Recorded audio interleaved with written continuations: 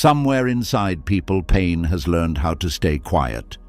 It smiles in public. It answers, "I'm fine." Then it returns at night when no one is watching. Buddhist stories have never ignored this kind of suffering. They begin where people begin, with grief, loneliness, fear, regret, and wounds too deep for easy words.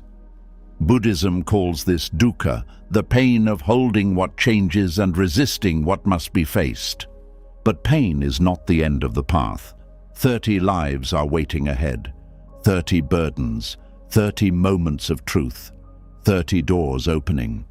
These are not stories about escaping pain. They are stories about meeting it with wisdom and discovering that even silent suffering can become the beginning of freedom. We begin with a woman who had learned how to smile before anyone could ask what was wrong. Wherever you are right now, this is for you. She was known in her village as the Gentle One, the woman who brought rice to the sick, flowers to the temple, and kind words to people who had forgotten how to speak kindly to themselves.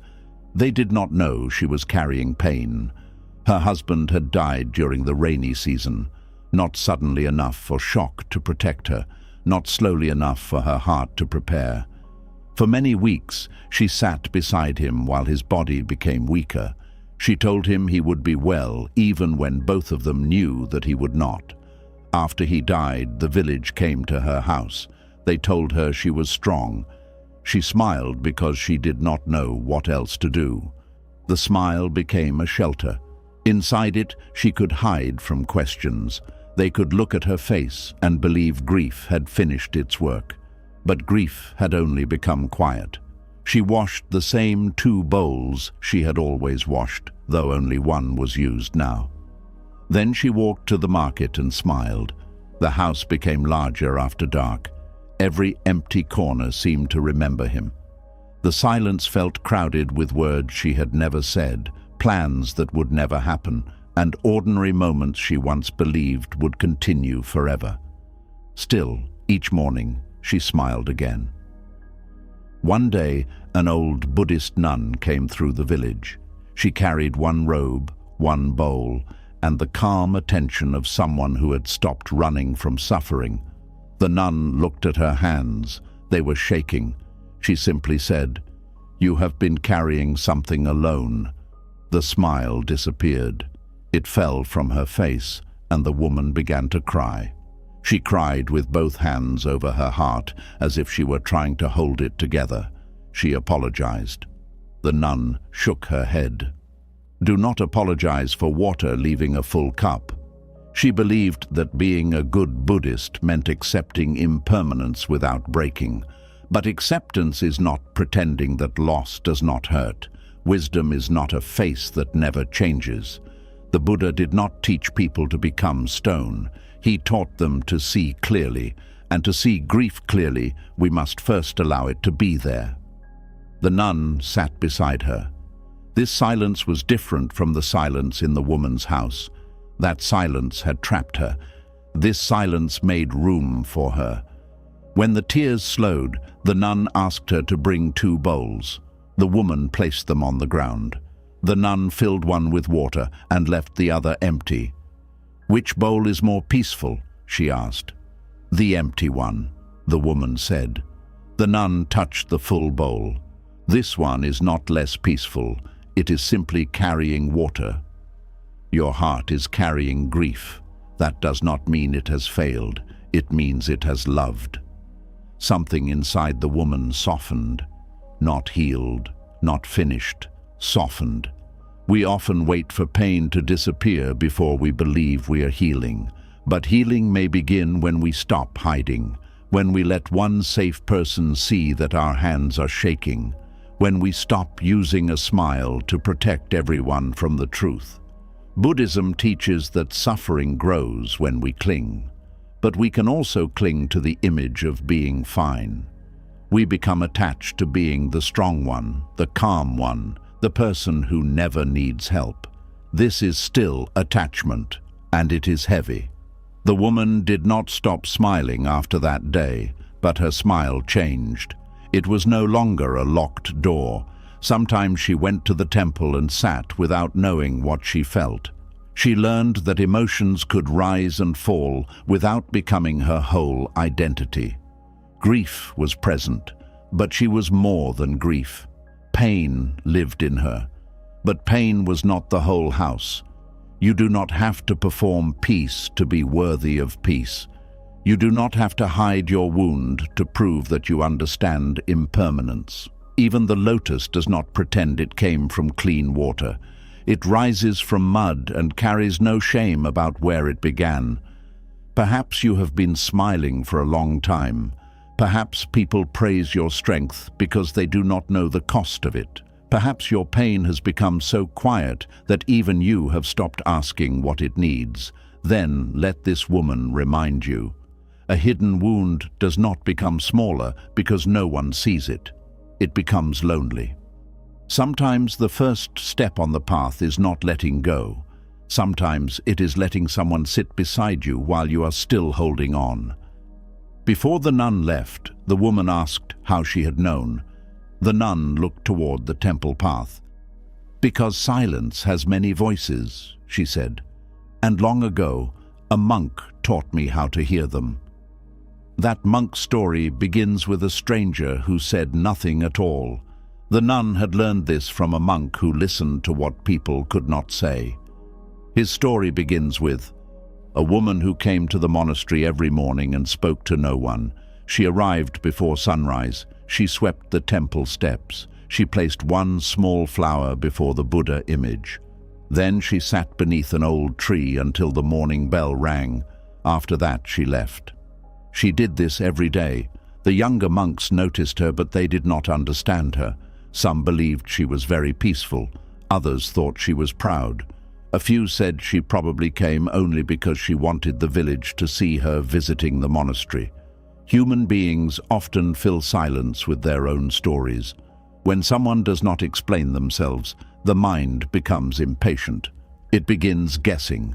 It decides what the silence means before it has learned how to listen. But one monk did not guess. He was old enough to know that silence was rarely empty. Sometimes silence was peace. Sometimes it was anger, sometimes it was fear, and sometimes it was pain that had lived inside a person for so long that words could no longer reach it. The monk began watching the woman carefully, not with suspicion, with compassion. He noticed that she always brought one flower, never two. He noticed that she swept only one side of the temple steps before stopping. He noticed that when families arrived together, she looked away. And each time a child laughed near the temple, her hand moved toward her chest. The monk understood that her body was speaking even when her mouth could not. One morning, he sat beneath the tree before she arrived. The woman saw him but said nothing. She placed her flower before the Buddha image, swept the steps, and sat several feet away from him. The monk did not question her. He did not ask what had happened. He did not tell her that everything would be all right. He simply sat. The next morning, he sat there again, and the morning after that. For 7 days they shared the same silence. On the 8th day, the woman finally spoke. "My daughter loved this tree," she said. The monk looked at the branches above them. "She used to climb it?" The woman nodded. She believed she could reach the sky. Then she became silent again. The monk waited. People often become afraid when another person stops speaking. They rush to fill the space. They give advice. They change the subject. They speak about their own pain because another person's grief makes them uncomfortable. But the monk did not take the silence away from her. He allowed it to remain. After some time, the woman spoke again. "My daughter became sick." Her voice was quiet. "I brought her here every morning. She liked the bell. She said it sounded as if the sky were calling her name." The monk listened. "She died before the rainy season."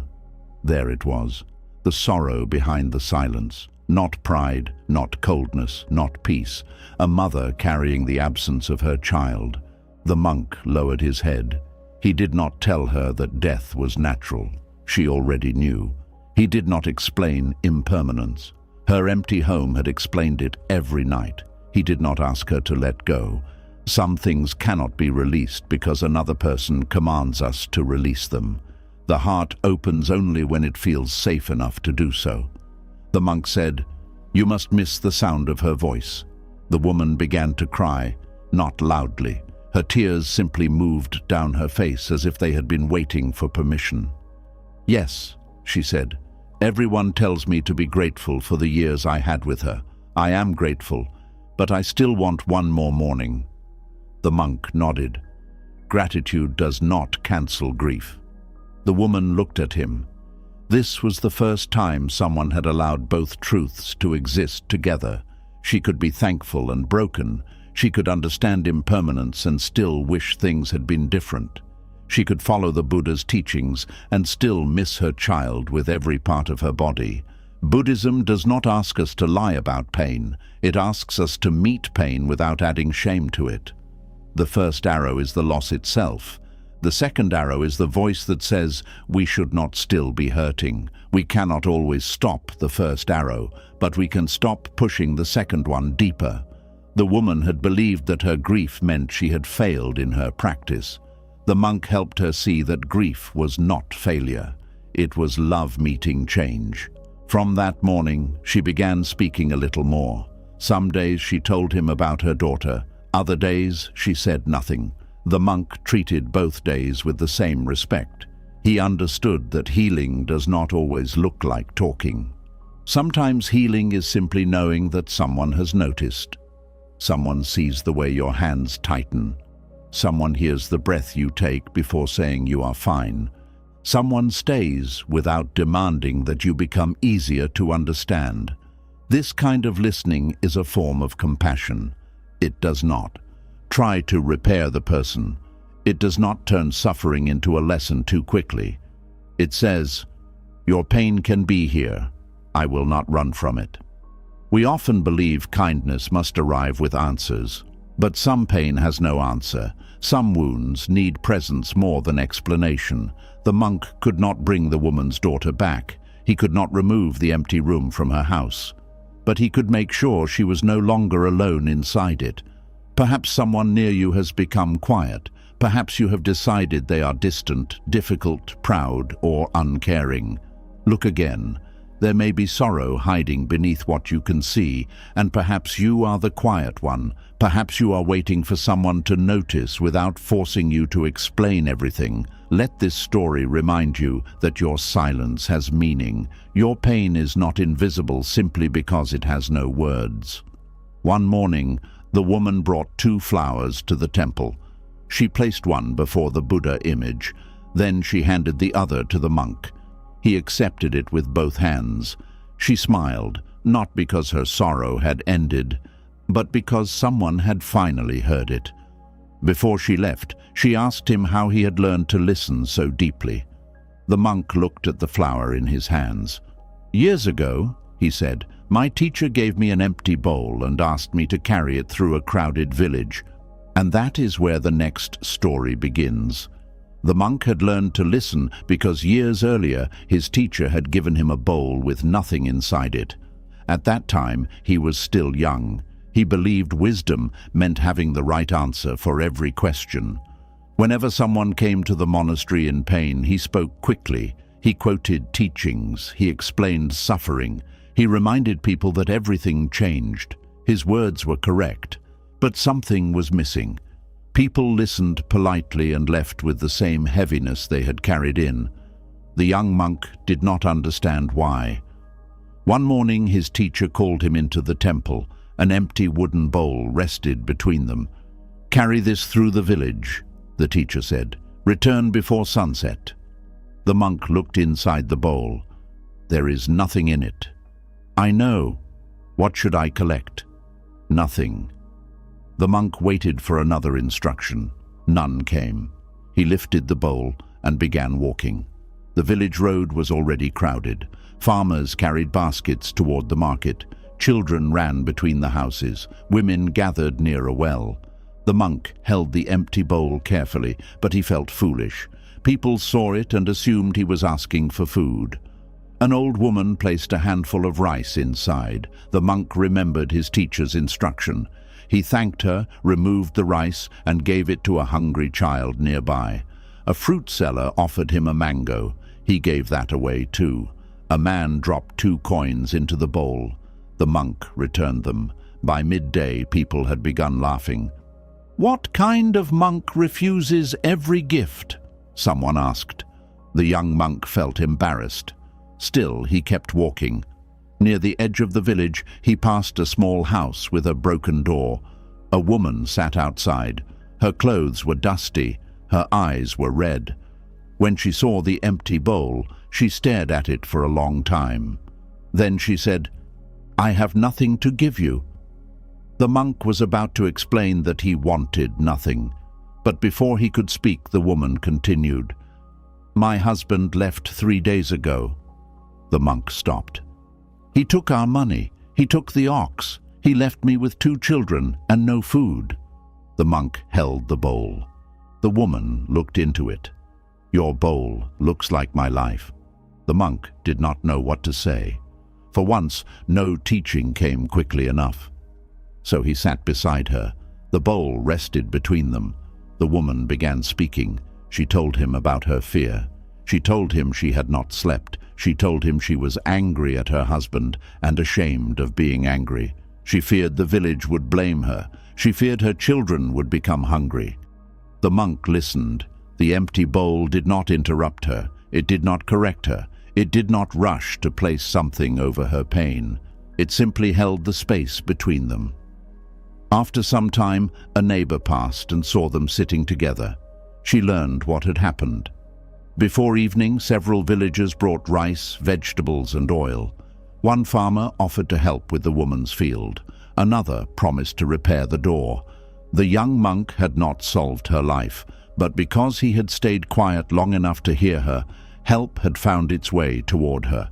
When he returned to the monastery, the bowl was still empty. His teacher was waiting. "What did you bring back?" the teacher asked. "Nothing." The teacher smiled. "Then why do you look different?" The monk sat down. "I thought an empty bowl was useless. And now? Now I think it can receive what a full bowl cannot." The teacher nodded. "A bowl filled with opinions has no room for another person's truth. A mind filled with answers cannot always hear the question beneath the question."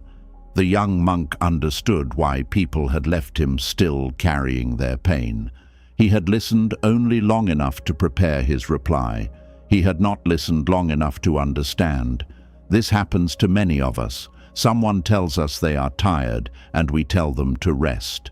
They say they are lonely, and we tell them to meet new people. They say they are grieving, and we tell them time will heal them. We may mean well, but sometimes our answer becomes another door closing in front of them. Compassion begins when we empty ourselves for a moment. We put down our need to fix. We put down our fear of silence. We stop turning another person's pain into a problem we must quickly remove. Then we become like the empty bowl, open, still, able to receive. This does not mean we never speak. It means our words come after understanding, not before it. From that day, the monk carried the bowl whenever he visited the village. People began coming to him. Some brought grief, some brought shame, some brought anger they were afraid to admit. He listened until their words had somewhere to rest. And because he listened, he began to notice something strange. Nearly every person believed they were suffering alone. The smiling merchant carried fear. The loud farmer carried regret. The cheerful mother cried when no one watched. The village looked peaceful from the road, but behind many doors, silent wounds were waiting. One evening, the monk told his teacher, "This whole village is hurting." His teacher looked toward the houses below. "Then, perhaps," he said, "it is time for the village to discover that pain is not theirs alone." And so the monk carried his empty bowl into the center of the village, where the next story begins. The monk placed the empty bowl beneath a large tree in the center of the village. No one knew why. Beside it, he placed a small stone. Then he waited. The villagers gathered around him. The merchant came first, then the farmers, then mothers carrying children, old men leaning on sticks, and young people pretending they were not curious. The monk lifted the stone. "Tonight," he said, "anyone carrying hidden pain may place one stone in this bowl." The villagers looked at one another. "You do not need to give your name. You do not need to explain your suffering. Simply bring a stone after dark." Some people smiled, others shook their heads. The merchant whispered that the monk had become strange. The village leader said there was no reason for such a thing. "Our village is peaceful," he said. The monk looked at him gently. "Then the bowl will remain empty." That night, the moon was thin. The village became quiet. The monk sat at a distance from the tree. For a long time, nothing happened. Then a shadow moved between the houses. An old woman approached the bowl. She looked around, placed a stone inside, and quickly walked away. Soon another person came. Then another. A young man arrived with his face covered. A mother came carrying a baby against her chest. A farmer limped toward the tree and dropped in a heavy stone. Even the merchant came after, making sure no one was watching. One by one, the stones entered the bowl. Small stones, smooth stones, broken stones. By sunrise, the bowl was overflowing. More stones lay around it on the ground. The villagers gathered again. No one spoke. They stared at the pile. Each person knew which stone they had brought, but no one knew which stones belonged to the others. The monk stood beside the bowl. "Yesterday, many of you believed you were the only one suffering." The village leader lowered his eyes. The monk continued, "Pain becomes heavier when it must remain hidden. Shame tells us that everyone else is living well. It tells us that our wound makes us weak, strange, or unworthy. But look at this bowl." The villagers looked. The bowl that had once been empty could no longer hold everything they carried. A woman began to cry. She was known for laughing louder than anyone in the market. "I thought I was the only one who woke at night afraid," she said. A farmer beside her answered, "You are not." Another man spoke. "My son has not spoken to me in 2 years." A widow said, "I still prepare food for 2 people." A young girl whispered, "I am afraid I will never become enough for my family." The words came slowly at first.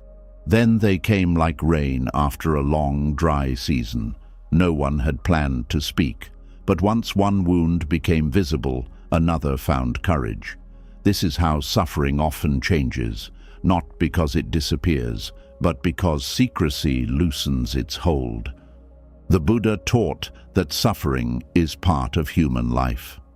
Not because life is only painful, but because everything we love is changing. Bodies age, people leave, plans fail, relationships break, even joyful moments pass. When we believe suffering should not touch us, we begin suffering about suffering. We ask, why is this happening to me? The deeper question is often, why did I think I would be the only human being spared? This truth is not cold, it is compassionate. It tells us we are not being punished. We are living inside the same changing world as everyone else. The villagers had compared their hidden pain to other people's visible lives. They saw smiles and believed there was no sorrow behind them. They saw success and assumed there was no fear beneath it. They saw strong bodies and forgot that every body carried something unseen. Comparison had made each wound feel personal. The bowl made their shared humanity visible. The monk asked everyone to pick up a stone that was not their own. "Hold it," he said. They did. "Now remember that every person you meet may be carrying something you cannot see. Speak with that knowledge. Judge with that knowledge. Walk away from anger with that knowledge. The merchant held a cracked stone. He remembered how sharply he had spoken to a poor customer the day before. The village leader held a stone blackened by fire. He thought of all the people whose problems he had called small. A young man held a stone polished smooth by water. He wondered who had carried pain so long that its sharp edges had worn away. No one knew whose suffering they were holding. That was the lesson. Compassion does not always need the full story. Sometimes it begins with remembering that there is a story. After that morning, the village did not become perfect. People still argued. They still misunderstood one another. Some wounds remained hidden, but something had changed. When the cheerful woman became quiet, someone sat beside her. When the angry farmer raised his voice, people began wondering what fear stood behind it. When the widow prepared too much food, a neighbor joined her for dinner. Pain had not left the village, but loneliness had begun to leave it. Perhaps you are carrying a stone no one knows about. You may look around and believe everyone else is stronger. But every human heart has a room it does not show to strangers. You are not the only one trying to survive something quietly. And perhaps the person who hurt you is carrying a wound too. This does not excuse harmful behavior. Compassion does not mean allowing someone to keep harming you. It means refusing to reduce a whole person to the worst moment you saw. At sunset, the villagers asked what they should do with the stones. The monk said, "Take them to the old potter near the river. He understands what can be made from broken things." The next morning, they carried the stones down the dusty road. At the river's edge, an old man was waiting beside a table covered with cracked cups. And that is where the next story begins. The old potter lived near the river because he said clay understood water better than people did. His house was small. His hands were rough. Shelves covered every wall, and each shelf held bowls, plates, cups, and jars. Very few were perfect. Some leaned to one side, some carried cracks, some had broken handles. Yet people traveled from distant villages to buy them. The villagers placed their stones outside his workshop. The potter looked at the pile. "So," he said, "the village has finally admitted that it is human." The monk smiled. The potter invited everyone inside. On his table stood a cup broken into 3 pieces. He lifted one piece carefully. "This cup belonged to my wife," he said. "She drank tea from it every morning for 40 years. The villagers became quiet. "She died 7 years ago." The potter placed the broken pieces together. "After she died, I continued using it. One morning my hand shook and the cup fell. I thought I had lost the last thing that still touched her lips." A young girl asked, "Why did you not throw it away?" The potter looked at her. "Because broken does not always mean useless." He mixed a dark paste and spread it along the edges of the pieces. Slowly he joined them. The cracks remained visible. He did not hide them. Instead, he pressed fine golden dust into the repaired lines. The cup was no longer what it had been, but it had become something new. The villagers moved closer. "The crack is still there," the merchant said. "Yes? Then it is not truly repaired." The potter smiled. "You believe healing means returning to the way things were." The merchant said nothing. The potter lifted the cup. "Some things cannot return. A person who has suffered is changed. A heart that has lost someone does not become the heart it was before. Repair does not erase the breaking. It makes a new life possible around it." The widow touched the cup. The golden lines caught the morning light. For years, she had believed healing meant forgetting her husband. Because she could not forget him, she believed she had failed. Now she saw another way. She could carry his memory without living only inside his death.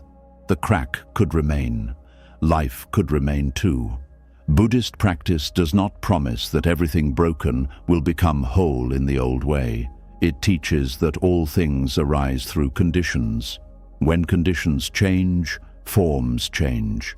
The cup existed because clay, water, fire, hands and time came together. Then other conditions caused it to break. Now patience, care and attention were giving it another form. Nothing existed alone. Nothing stayed unchanged. The potter handed each villager a cracked cup. "Choose one," he said. "Do not choose the most beautiful. Choose the one that reminds you of yourself." The young man whose son had stopped speaking to him chose a cup with a missing handle. The cheerful woman chose one with a deep crack running through its center. The village leader chose a bowl that leaned badly to one side. They sat together and began repairing them. At first, many tried to hide the cracks. The potter stopped them. "Do not be ashamed of the place that needed care." This sentence entered the room quietly, but it reached everyone. We often hide our repaired places. We hide the years when we were lost. We hide the relationship that broke us. We hide the fear, the failure, the grief, and the nights when we did not know how to continue. We believe people will love us only if they see an unbroken surface. But a life without visible cracks may simply be a life no one has looked at closely. The Buddha compared human life to a clay vessel. It is fragile. It can break. Knowing this does not make life worthless. It makes each moment precious. We become gentler when we remember that everyone is breakable. We hold people with less carelessness. We speak with more attention. We stop assuming there will always be another chance to say what matters. The villagers worked until evening. Their hands became covered in clay and golden dust. Some cups came together easily. Others broke again before the paste dried. The potter did not become angry. "Begin again," he said. This is also part of healing. Sometimes we think we have repaired something and an old wound opens. A smell, a place, a date, or a familiar voice brings the pain back. We believe we have returned to the beginning, but we have not. We are meeting the wound with new understanding. Healing is not a straight road. It circles, it pauses, it returns to places we thought we had passed. Each return can teach us how to hold the pain more gently. By sunset, every villager had repaired one cup. They placed them on the table. None looked perfect. Together, they looked beautiful. The old potter poured tea into the cup that had belonged to his wife. He drank from it. The crack did not disappear. The cup still held warmth. That is what this story asks us to remember. You may have been broken by something you never expected. You may carry lines that will never completely fade, but you can still hold kindness. You can still hold wisdom. You can still hold love. Your wound does not remove your value. Sometimes the places that broke become the places through which compassion enters. Before the villagers left, the young girl asked the potter where he found the gold used in the repairs. The old man pointed toward the distant road. "A frightened boy once brought it to me," he said. He believed his pain had made him unworthy of being loved. The monk looked toward the road. Far away, a young boy was walking toward the workshop with his head lowered. He carried a small bag of golden dust in one hand, and a secret he had never told anyone in the other. His story was about to begin. The boy reached the potter's workshop just as the last light was leaving the road. He held a small bag of golden dust in one hand. The other hand remained closed, as if it were holding something heavier. The potter looked at him and said nothing. The boy had come from a village beyond the hills. He was thin, his clothes were worn. There was a carefulness in the way he moved, the kind found in people who have learned to expect anger. The potter invited him inside. The boy placed the bag on the table.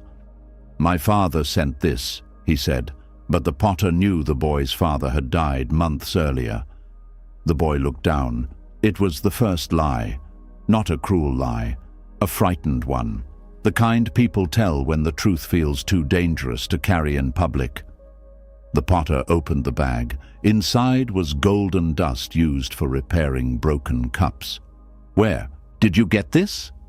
The boy's face became pale. "I found it." Another lie. The potter waited.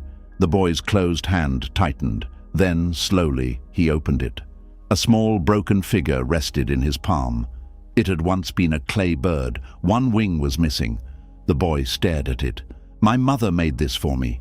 The potter touched the broken edge. "What happened?" The boy did not answer. He turned toward the door. The potter did not stop him. He only said, "Broken things are welcome here." The boy froze. No one had ever said that to him, not about cups, not about people. He returned to the table. His voice came quietly. "My father used to become angry." The potter listened. When he drank, he shouted. The boy swallowed. Sometimes he broke things. The potter looked at the clay bird. "One night he broke this." The boy's eyes filled with tears.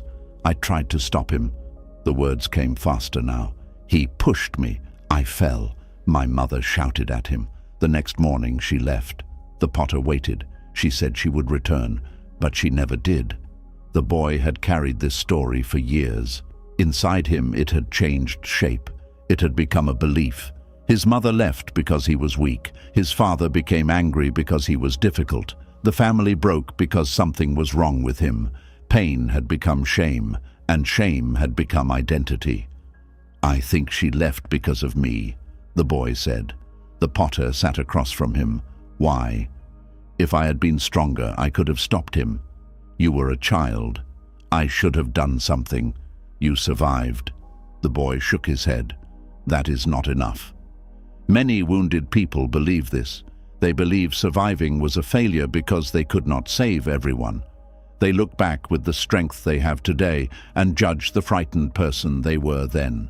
They ask why they did not speak, why they did not fight, why they did not leave, why they did not know what no one had taught them. The mind does this because blame feels easier than helplessness. If everything was our fault, then perhaps we could have controlled it. But some things were never ours to control. The potter placed the broken bird beside the repaired cup. "Did the cup choose to fall?" he asked. "No." "Did the bird choose to break?" "No." "Then why do you speak as if you chose what happened to your family?" The boy stared at the table. "Because someone must be responsible." "Your father was responsible for his actions." The words frightened the boy. For years, he had protected his father inside his own mind. He had carried the blame because he loved him. Children sometimes do this. They turn pain inward because believing they are bad feels safer than believing the person they depend on may be unsafe. The potter pushed the golden dust toward him. "This gold does not hide the break. It shows where care was needed." The boy touched the clay bird. "Can it be repaired?" "Yes." "Will it look the same?" "No." The boy began crying. Not because the bird could be repaired, because it could not return to what it had been. That was the truth about his life too. His mother might not return. His father was gone. His childhood could not be remade. Buddhist teaching does not ask us to pretend the past can be changed. It asks us to see that the past is no longer happening now. The memory is present, the pain is present, but the event itself has passed. The mind may return to it again and again. Each return feels like the same wound. But this moment is not that moment. The boy was no longer trapped in that house. He was sitting beside a patient old potter. There was light from a lamp, there was tea, there was no shouting. The potter said, "What happened to you is part of your story. It is not the measure of your worth." The boy looked up. "Then what makes someone worthy?" "Nothing makes you worthy. You already are." The boy did not understand. The potter continued, "The sky does not ask a bird to earn the right to fly. The river does not ask the rain to prove it deserves to enter. A human life does not become worthy after it stops hurting. Worth is not a reward for being unbroken. Compassion is not given only to people who made no mistakes. The Buddha welcomed the grieving, the frightened, the angry, and the lost, not after they had become peaceful, as they were. The path begins where the feet are standing. even if they are trembling. The boy repaired the bird slowly. The missing wing could not be replaced, so the potter helped him shape a new one. It was different from the first, smaller, marked with gold. The bird would never look untouched, but it could stand again. When the repair was finished, the boy held it near the lamp. The golden lines shone. For the first time, he did not see only what had been broken. He saw what had been cared for. Perhaps you carry a belief like his. You may think what happened to you says something about who you are. You may believe being abandoned means you were not worth staying for. You may believe being mistreated means you invited mistreatment. You may believe your pain makes you difficult to love. But another person's failure to love you well is not proof that you were unlovable. A wound is not a verdict. It is a place asking for attention. Before the boy left, the potter gave him the repaired bird. "Where should I go now?" the boy asked. The potter pointed toward a monastery beyond the river. "There is a nun there," he said. "She does not speak much, but she knows how to sit beside pain without being afraid of it." The boy began walking before sunrise. He carried the bird against his chest. When he reached the monastery, the nun was waiting beneath a tree. She did not ask him what had happened. She simply moved aside and made room for him, and that is where the next story begins. The nun saw the boy standing near the monastery gate. His feet were dusty, his eyes were tired. He held the repaired bird so carefully that she knew it carried more than clay. She bowed to him. Then she sat beneath the tree. The boy waited for her to ask his name. She did not. He waited for her to ask why he had come. She did not.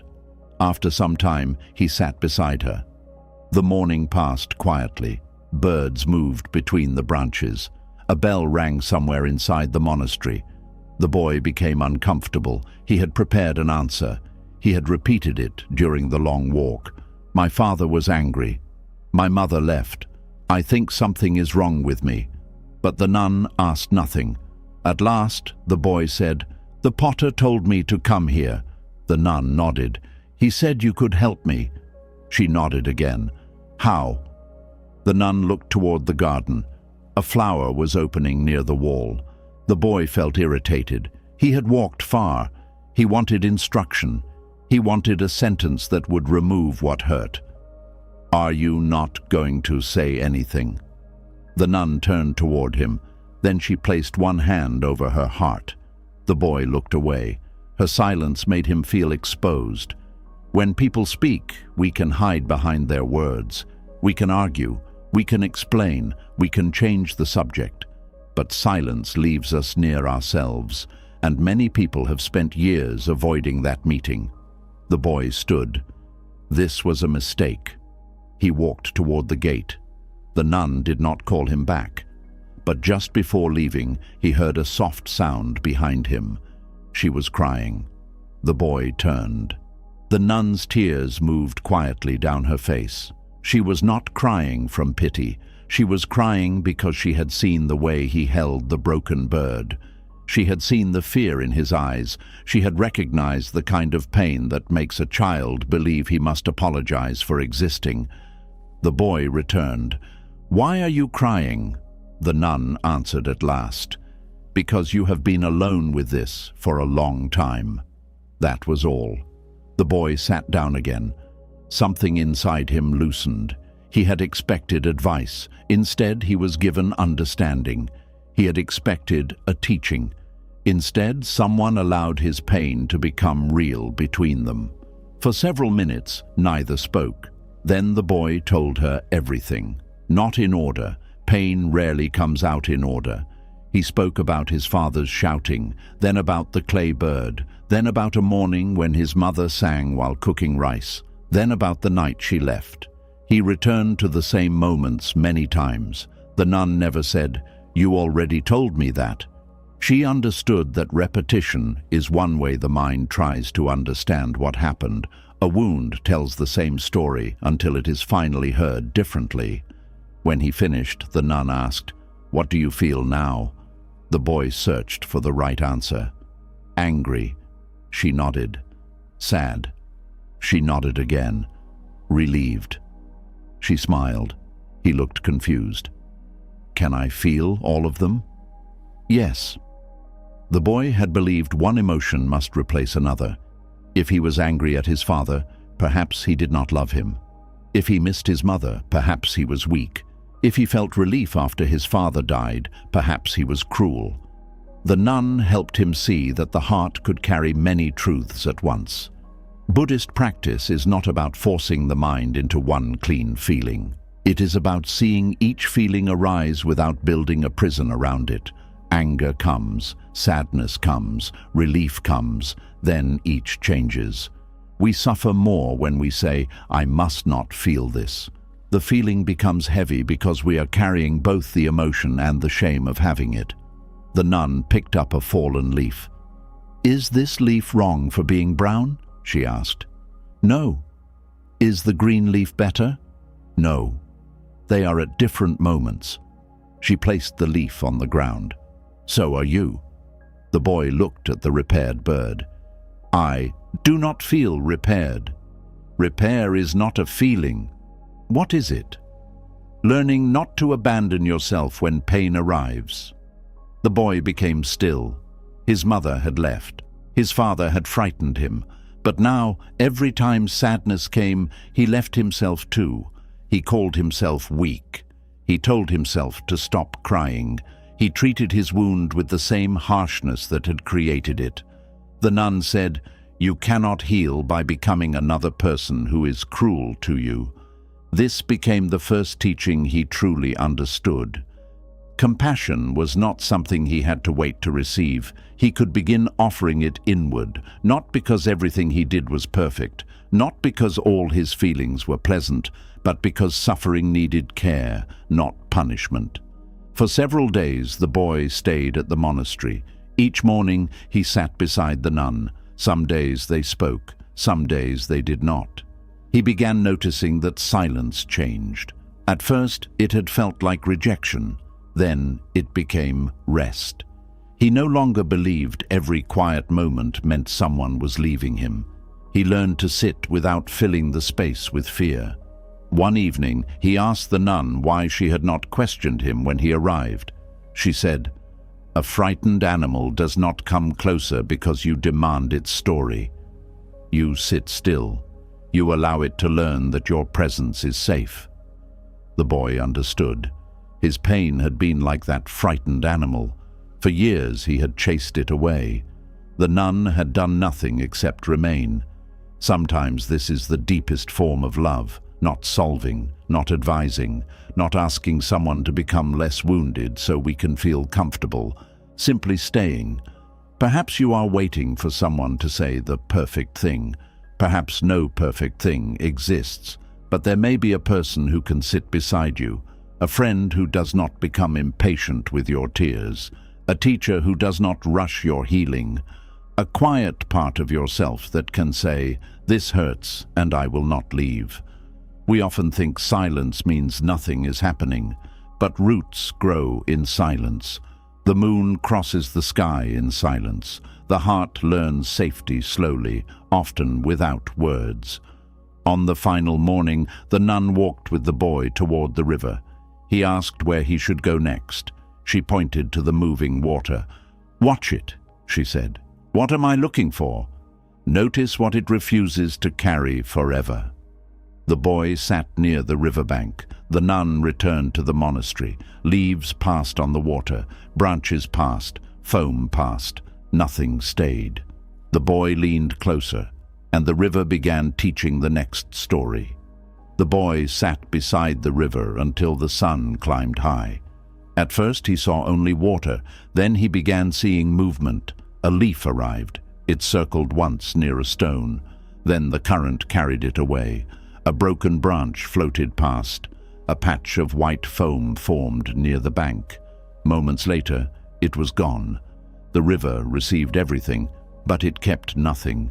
The boy remembered the nun's words. Notice what it refuses to carry forever. He looked down at the repaired bird in his hands. He wished the mind could be like the river. But his mind was not moving. It returned to the same house, the same shouting, the same door closing behind his mother. Yesterday's pain kept entering today. An old boatman was repairing a net nearby. He had watched the boy for some time. "What do you see?" the boatman asked. "Water," the old man laughed. "Look again," the boy tried. "A current." "What else?" "Things passing." The boatman nodded. "Now put your hand in." The boy reached into the river. The water was cool. "Hold it." The boy closed his fingers. When he lifted his hand, only a little water remained. The rest escaped. "You cannot hold a river," the boatman said. The boy answered, "But my mind holds everything." "No, it repeats everything." The difference mattered. A memory returning is not the same as the past remaining, but when pain returns, the body may not know the difference. The heart races, the hands tighten, the breath becomes short. The old moment feels present again. The boy said, "Then how do I make it stop?" The boatman pulled the net across his knees. "Do you stop the river?" "No." "Do you command the leaf to disappear?" "No." "You watch it come. You watch it go." The boy frowned. "That sounds too easy." "It is simple." Simple is not always easy. Buddhist teaching speaks often about impermanence. Everything that arises passes. This is easy to understand when we watch a sunset. It is harder to remember when pain enters the body. A painful thought arrives, and we believe it will remain forever. Grief rises, and we think we have returned to the beginning. Fear comes, and we assume it is the whole truth. But feelings are like water. They move. Even when they return, they are not the same water. The boy sat with his feet in the river. He remembered his father. Anger came. He did not push it away. He said quietly, "Anger is here." The anger grew, then it changed into sadness. Sadness is here. Tears entered the river, then sadness changed into tiredness. Tiredness is here. The boatman listened. The boy was not saying, "I am anger." He was saying, "Anger is here." This created a small space. In that space, the feeling could move. We often become what we feel because we name it as identity. I am broken. I am afraid. I am unworthy. But Buddhist practice teaches us to look more carefully. Fear is present. Pain is present. A thought of unworthiness is present. The person is larger than the passing state. The sky does not become the storm. It allows the storm to move through. The river does not become the branch. It carries the branch for a while. The boatman said, "People suffer because they try to keep pleasant water and push away painful water. But the river does neither. It receives. It releases." The boy watched sunlight move across the surface. He thought of his happiest memories, his mother singing, his father lifting him onto his shoulders before anger changed him. For years, the boy had tried to hold those moments. He replayed them because he feared losing them. But each time he held them too tightly, they became painful. Even beautiful memories can become suffering when we demand that they return. The river teaches another kind of love, to value what passes without trying to imprison it. A moment does not become meaningless because it ended. A person does not become less loved because they are gone. A childhood joy does not lose its beauty because life later became hard. The boy said, "I do not want to forget." The boatman shook his head. Releasing is not forgetting. The river touches every stone it passes, but it does not build a house around each one. The boy understood a little. He could remember without living inside the memory. He could honor the past without asking the present to become it. He could carry love without carrying every wound in the same way. This did not happen in one afternoon. The boy returned to the river many times. Each time a painful memory came, he watched it. Sometimes it passed quickly. Sometimes it stayed for hours. Sometimes he became lost in it and remembered the teaching only later. But even remembering later was part of the path. Awareness does not need perfection.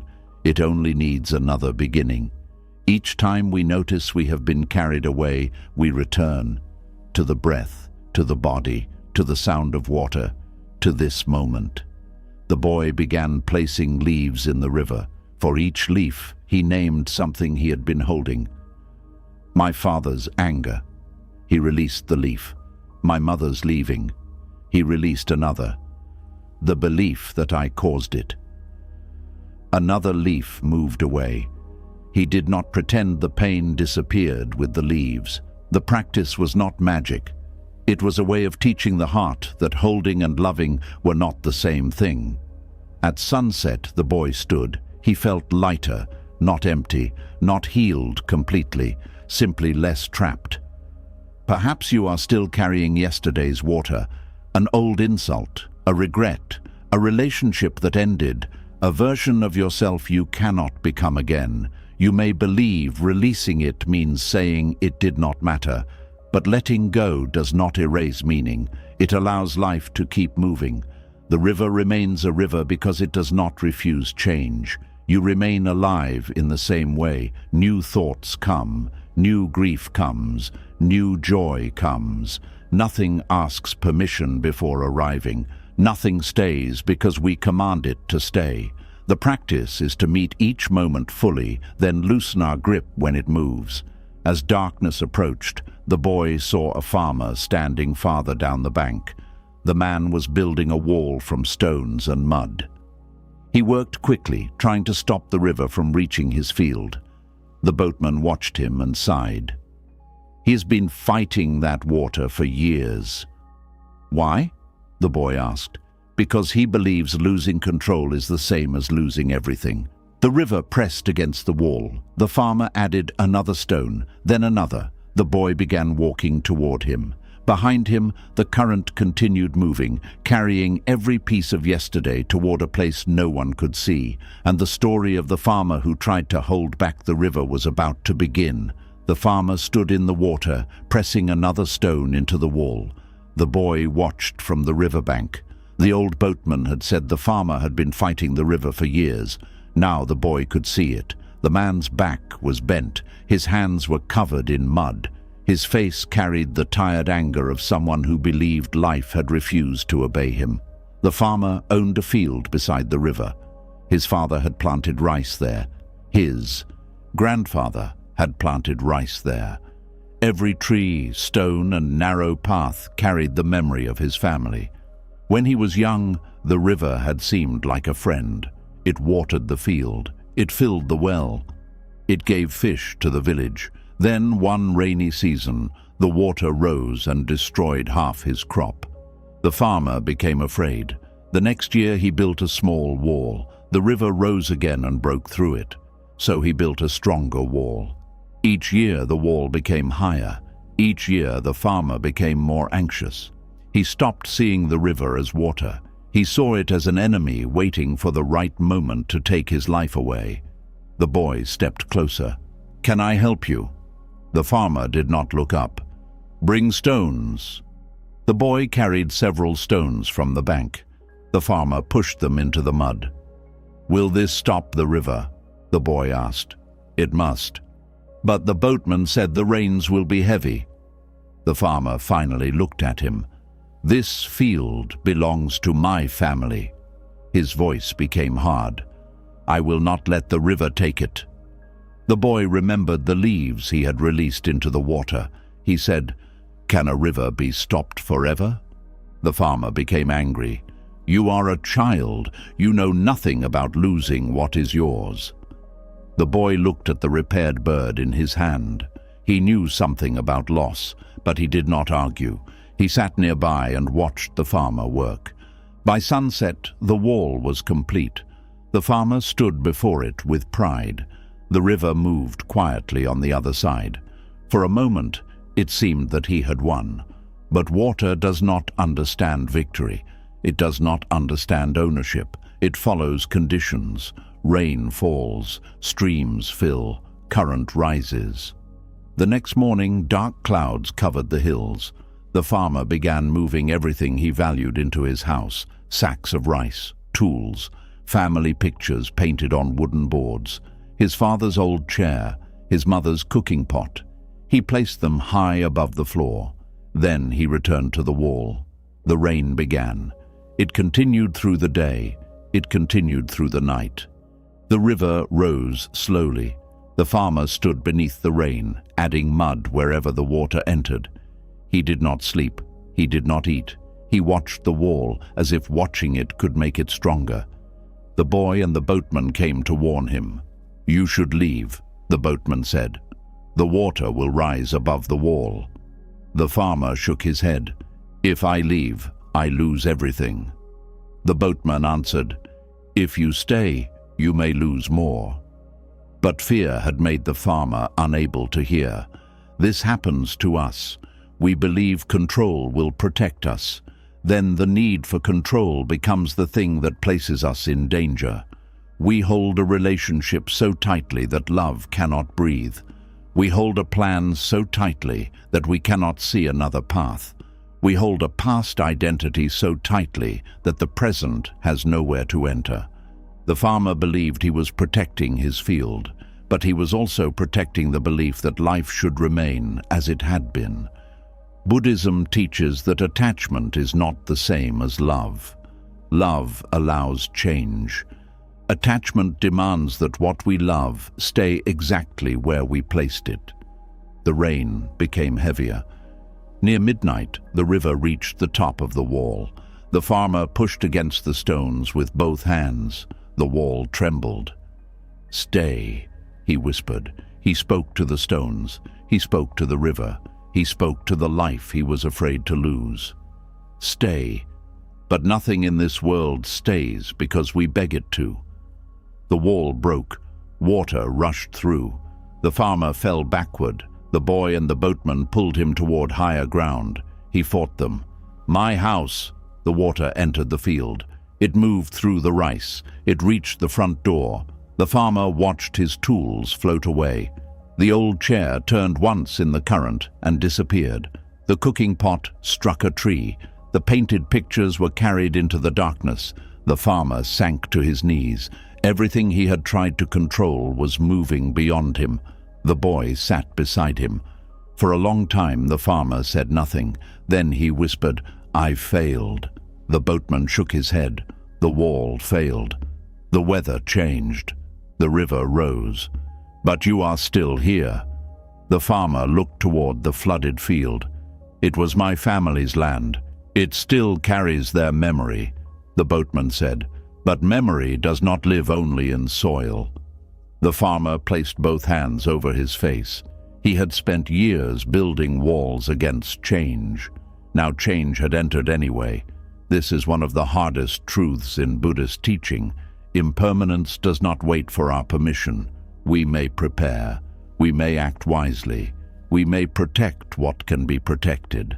But we cannot build a wall high enough to stop all loss. Bodies change. Homes change. People change. The world moves. Wisdom is not refusing to care because things will end. Wisdom is caring deeply, without believing we can own the ending. At dawn, the rain slowed. The farmer looked at the river. For the first time, he did not see an enemy. He saw water moving according to its nature. The river had not hated him. It had not chosen him for punishment. It had simply risen. The farmer had added years of fear to one night of loss. He had suffered the flood many times before it came. Perhaps you are doing the same. Perhaps you are building walls against something that has not happened. You imagine every ending. You prepare for every betrayal. You refuse to rest because you believe watchfulness can prevent change. But fear cannot make life permanent. It only makes the present harder to live. The farmer stood slowly. His field was gone beneath the water. He did not know what would remain when the river lowered. The boy asked, "What will you do now?" The farmer looked toward the flooded house. "I do not know." It was the first honest answer he had given in years. And sometimes freedom begins there, not with certainty, with the end of pretending we can control everything. The river continued carrying pieces of his old life downstream. The farmer watched until they disappeared. Among them was the door of his house. It floated toward a distant village where another man would later find shelter inside a house with almost nothing left. That man's peace began only after the flood carried away what he feared losing. And that is where the next story begins. The flood entered the farmer's house before sunrise. Water pushed through the broken door. It lifted mats from the floor. It carried bowls, baskets, tools, and clothes into the current. The farmer stood on higher ground and watched. Each object seemed to take part of his life with it. His father's chair disappeared first, then his mother's pot, then the small wooden box where he kept letters from his wife. She had died years earlier. He had never opened the letters after her death. Still, he guarded them. He believed keeping them safe meant keeping something of her alive. When the box floated through the doorway, he ran toward the water. The boatman caught his arm. "Let me go! You cannot reach it. I need those letters." The box turned once in the current. Then it vanished. The farmer stopped fighting. His whole body became still. They were all I had left of her. The boy stood beside him. Were they her? The farmer looked at him. No. Did they contain every moment you had together? No? Then perhaps not everything is gone. The farmer wanted to reject the words, but something in them stayed. For years he had treated objects as if they were the people he missed. He feared losing the chair because his father had sat in it. He feared losing the pot because his mother had cooked with it. He feared losing the letters because his wife had touched them. The objects were not meaningless. They carried love, but they were not love itself. The flood had taken their form.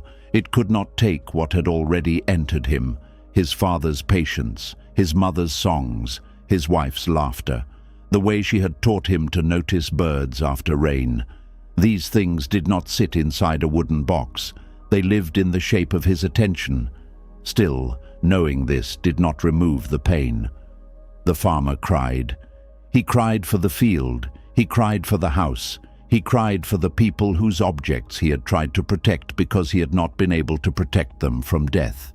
The flood opened grief he had kept closed for years. Sometimes we become attached to things because the deeper loss feels too large. It is easier to guard a cup than to face the absence of the person who drank from it. It is easier to keep a room unchanged than to admit that someone will not return. It is easier to hold an old message than to accept that the conversation has ended. The farmer had not been protecting objects alone. He had been protecting himself from mourning. Now the water had removed the walls around his grief. He could no longer pretend. The boatman sat beside him. "Let it come," he said. The farmer cried harder. Buddhist teaching does not say that we should feel nothing when the world changes. It teaches us not to turn grief into a demand that change should not have happened. Pain says, "I loved this." Suffering adds, "Therefore it must remain." The first truth is human. The second creates a prison. The farmer had spent years inside that prison. He believed peace would come when everything was protected. But there was always another thing to guard, another wall to strengthen, another future disaster to imagine. Control had promised safety. It had given him exhaustion. The flood continued through the village. People gathered on the hill.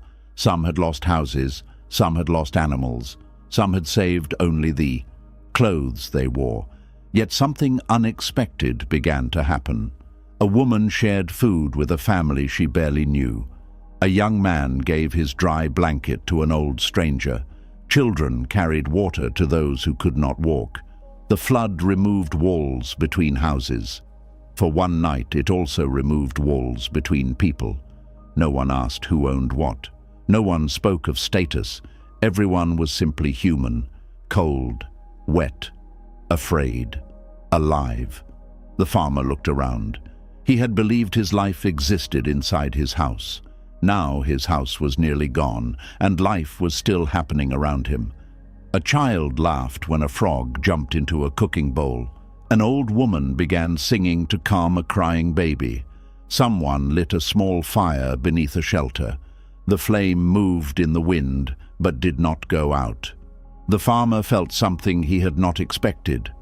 Gratitude, not because he had lost his home, not because the flood was good, but because inside the loss, life still offered itself.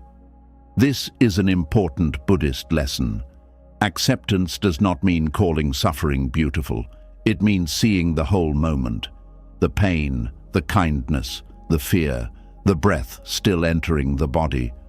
When we cling to one part of experience, we stop seeing everything else. The farmer had stared so long at what was leaving that he had nearly missed what remained. The boy handed him a bowl of warm rice. The farmer accepted it.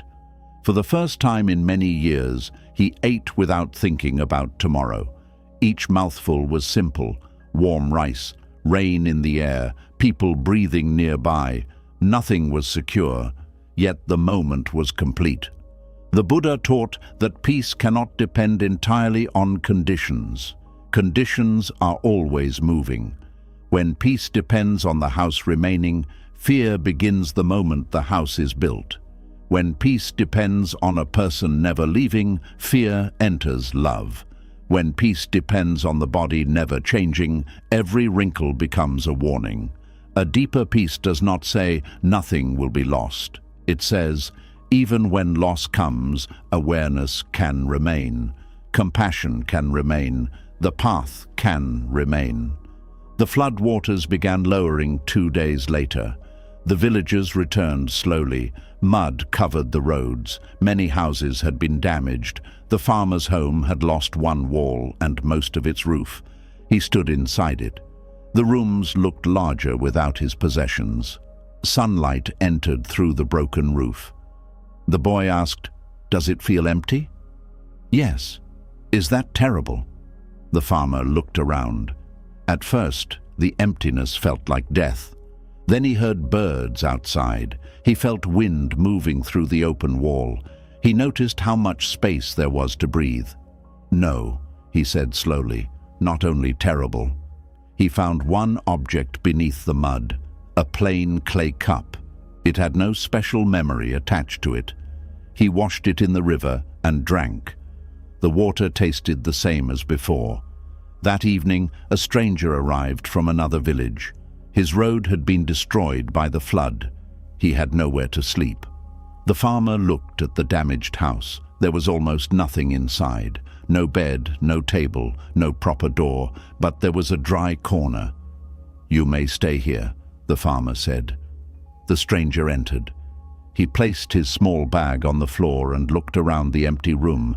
The farmer felt ashamed. "I am sorry there is so little."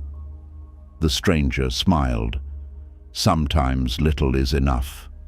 During the night, the farmer slept beneath a tree while the stranger rested inside. The house was nearly empty. Yet the stranger found a peace there that he had not found in rooms filled with comfort. He would later explain why. His story begins in that empty house. The stranger entered the house after dark. The flood had removed most of the roof. One wall leaned outward. Mud covered the floor. There was no furniture except a broken stool. The farmer gave him a mat and the plain clay cup. "I am sorry," the farmer said again. "This house once held many things." The stranger looked toward the open wall. Moonlight rested on the floor. "It still holds space," he said. The farmer did not understand. He left the stranger alone and went to sleep beneath a tree. The stranger placed the mat in the driest corner. He had traveled for many months. He once lived in a large house in a wealthy town. He owned fine clothes. People came to him for business. Servants prepared his food. His rooms were full of objects collected from distant places, yet he had never rested. Each possession created another fear. He worried that thieves would enter. He worried that fire would destroy the house. He worried that neighbors owned something better. He worried that his servants spoke against him. The more he collected, the less peaceful he became. Then his business failed. Friends disappeared. Creditors came. He sold his furniture, then his land, then the house itself.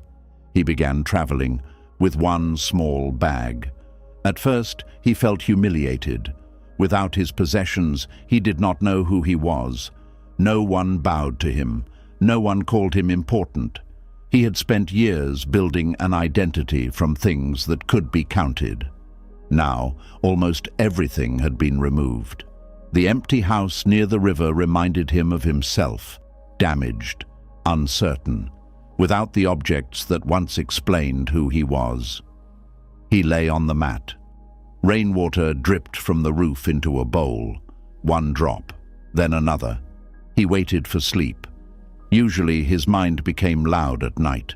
It listed everything he had lost. It imagined the opinions of others. It asked how he would rebuild his old life. But that night, the house was too empty to support the usual story. There was nothing to protect, nothing to arrange, nothing to compare. He listened to the water, one drop, then another. He felt the earth beneath the mat. He noticed his breath. For the first time in years, the moment asked nothing from him. He did not need to look successful. No one was watching. He did not need to defend his name. The empty room had no opinion of him. It did not care who he had been. It did not demand that he become someone tomorrow. He was simply a tired man breathing in the dark, and this felt like freedom. Buddhism teaches about emptiness. Many people hear this word and think it means nothingness. But emptiness does not mean that life has no meaning. It means nothing exists alone or forever in one fixed form. A house is called a house because wood, clay, labor, weather, memory, and people come together. Remove the walls, and we may stop calling it a house, but the space remains. A person is also made of changing conditions: body, memory, relationships, fear, hope, names given by others. None of these alone is a permanent self. The stranger had believed, "I am a wealthy man." Then wealth disappeared. He believed, "I am respected." Then respect disappeared. He believed, "I am ruined." But even ruin was not permanent. Each identity was a room built for a time. He had suffered because he tried to live forever inside one of them. The empty house taught him that he did not need to become nothing. He only needed to stop holding one form of himself as final. Perhaps you have built an identity too. The strong one, the successful one, the needed one, the person who never asks for help, the person everyone admires. These identities may feel safe, but they can become cages. What happens when strength leaves the body? What happens when work ends? What happens when children no longer need you in the same way? What happens when people misunderstand you? If your peace depends on one identity remaining, change will feel like death. But you are more spacious than any role. The stranger slept deeply. At sunrise, the farmer found him sitting near the open wall. "You look peaceful," the farmer said. "I slept better here than I ever slept in my old house." The farmer looked embarrassed. "There is almost nothing here." "That may be why." The stranger lifted the clay cup. When a cup is full, nothing more can enter. When a room is crowded, there is nowhere to sit. When a mind is filled with old stories, the present has no space. The farmer entered the house. Together, they sat on the floor. There was no table between them. No object showed who was richer. No chair placed one man above the other. They were simply two people who had lost the lives they expected to keep. The stranger asked, "What did the flood take?" The farmer named everything: the field, the chair, the pot, the letters. The stranger listened. Then he asked, "What did it leave?" The farmer looked around. "My life." "What else?" "The village." "What else?" The farmer thought. "Space." The stranger smiled. Loss had emptied the house. But emptiness was not only absence, it was also possibility. A room becomes useful because it contains space. A path becomes walkable because nothing blocks every step. A heart can receive new life when it no longer demands that the old life return unchanged. This does not mean we should throw away everything we love. It means we should understand the difference between having and being held. Possessions can serve us, roles can guide us, memories can comfort us, but when we ask them to give us a permanent self, they become too heavy.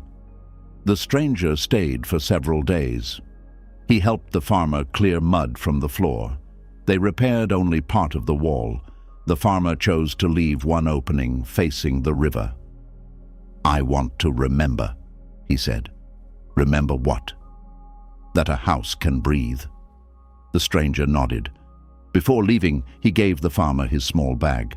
Inside were only 2 pieces of cloth and a candle. "I do not need the candle," the farmer said. "Keep it." "Why?" "An empty room teaches us space. A candle teaches us what can remain when darkness enters." That night, the farmer placed the candle in the center of the house. He lit it. The flame was small. Wind entered through the open wall. The candle bent. It shook, but it continued burning. The farmer sat before it and watched. He did not yet know that this small flame carried the next lesson. The story of the candle that continued burning in the wind had already begun. The farmer sat in the empty house and watched the candle bend beneath the wind. The flame leaned almost flat. Then it rose again. The open wall allowed the night air to enter freely. Each time the wind moved through the room, the farmer expected the candle to go dark, but the flame trembled and remained. He moved closer. The stranger had told him that a candle could teach what remained when darkness entered. At first, the farmer thought the lesson was simple. Light defeats darkness. But the candle did not defeat the darkness. Most of the room was still dark. The flame only made a small circle of light around itself. It did not remove the night. It gave the farmer enough light to see where he was sitting. Sometimes this is all hope does. It does not change the whole world. It does not explain why suffering came. It does not rebuild the house in one night. It simply gives us enough light to take the next breath. The farmer watched the flame. The wind came again. The candle shook. A small line of smoke rose from the wick. For a moment, the farmer believed it had gone out. Then the flame returned, smaller than before, but alive. The farmer thought about his own life. The flood had bent him. Loss had almost made him disappear, yet he was still breathing. He had eaten. He had shared his house with a stranger. He had watched the sun rise after the worst night he could remember. Perhaps he was not as different from the candle as he had believed. We often think strength means remaining still, never shaking, never crying, never becoming afraid. But the candle was not strong because it never moved. It was strong because movement did not become ending. It bent, it weakened, it nearly disappeared. Then it returned. Buddhist practice does not promise that the mind will never tremble. Even people who practice for many years feel grief, fear, and confusion. The difference is not that storms stop coming. The difference is that we learn not to mistake every storm for the end of the sky. The farmer placed his hands around the flame.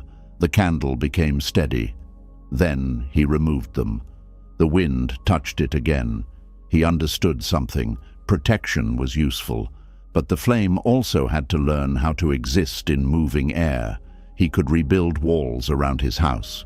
He could close every opening. He could make the room safer, but he could not close the whole world. Wind would always exist somewhere. Change would always find another door. The answer was not to remove every difficult condition. It was to discover what could remain inside them. The farmer whispered, "What keeps you burning?" The candle gave no answer, but he noticed the wick. The flame was visible. The wax was visible. The wick was easy to ignore, yet the wick carried the fire. It stayed rooted in the wax even while the flame moved. The farmer thought of the breath. When fear entered, the breath remained. When grief entered, the breath remained. When the mind ran into tomorrow or returned to yesterday, the breath continued in the present. The breath was like the wick, quiet, ordinary, always near. Meditation begins here, not by forcing pain to leave, by returning to what is present. One breath entering, one breath leaving. The mind may bend in the wind. The breath gives it somewhere to return. The farmer sat upright. He breathed with the flame. When it leaned, he breathed in. When it rose, he breathed out. For the first time since the flood, he felt his body become calm. Not because the field had returned, not because his memories had been restored. Nothing outside him had changed. But he was no longer fighting the moment. This is one of the quiet powers of Buddhist practice. We cannot always choose what enters life, but we can learn how to meet it. We can notice fear without becoming only fear. We can notice grief without believing grief has destroyed every part of us. We can return to the body, to the breath, to one small light. The farmer remembered how he had once tried to hold back the river. He had believed strength meant forcing life to obey. The candle showed another kind of strength. It did not fight the wind. It moved with it. It leaned when leaning was necessary. Then it stood again. There was no pride in the flame, no anger, no demand that the air become still. It simply responded to each moment. Perhaps you are trying to remain strong by becoming hard. You may be holding your tears inside. You may be pretending nothing touches you. You may believe that bending means weakness. But trees that never bend can break. A heart that refuses to feel can become closed. A person can survive by becoming hard, then discover they no longer know how to receive love. The middle way is not hardness. It is steadiness without closing, to feel the wind and still remain, to tremble without becoming ashamed, to rest when the flame becomes small, to begin again when light returns. The farmer stayed with the candle until dawn. At times, the flame became so weak that he leaned forward, ready to protect it. But each time, it found balance again. When morning light entered the room, the candle was almost finished. Only a small amount of wax remained. The farmer felt sadness. The candle had survived the whole night. Now it would soon disappear. Then he understood the final lesson. Even what survives the storm is still impermanent. The purpose of the candle was not to burn forever. Its purpose was to give light while it could. The farmer used the flame to light a second candle. The first candle grew smaller, but its light continued somewhere else. This is how kindness moves. One person receives patience and later gives patience. One wounded heart is heard and later listens to another. A teacher dies, but the teaching enters many lives. The form changes, the light continues. That afternoon, the farmer carried the second candle into the village. He found an old widow sitting outside a damaged house. The flood had taken almost everything she owned. Night was approaching. She had no fire. The farmer placed the candle in her hands. She looked at its small flame. Then she saw another family sitting in darkness across the road. The widow had only one flame left. Still, she stood and walked toward them. Her story begins with what she chose to do next. The widow carried the candle across the dark road. She protected the flame with one hand. The family sitting outside the damaged house watched her approach.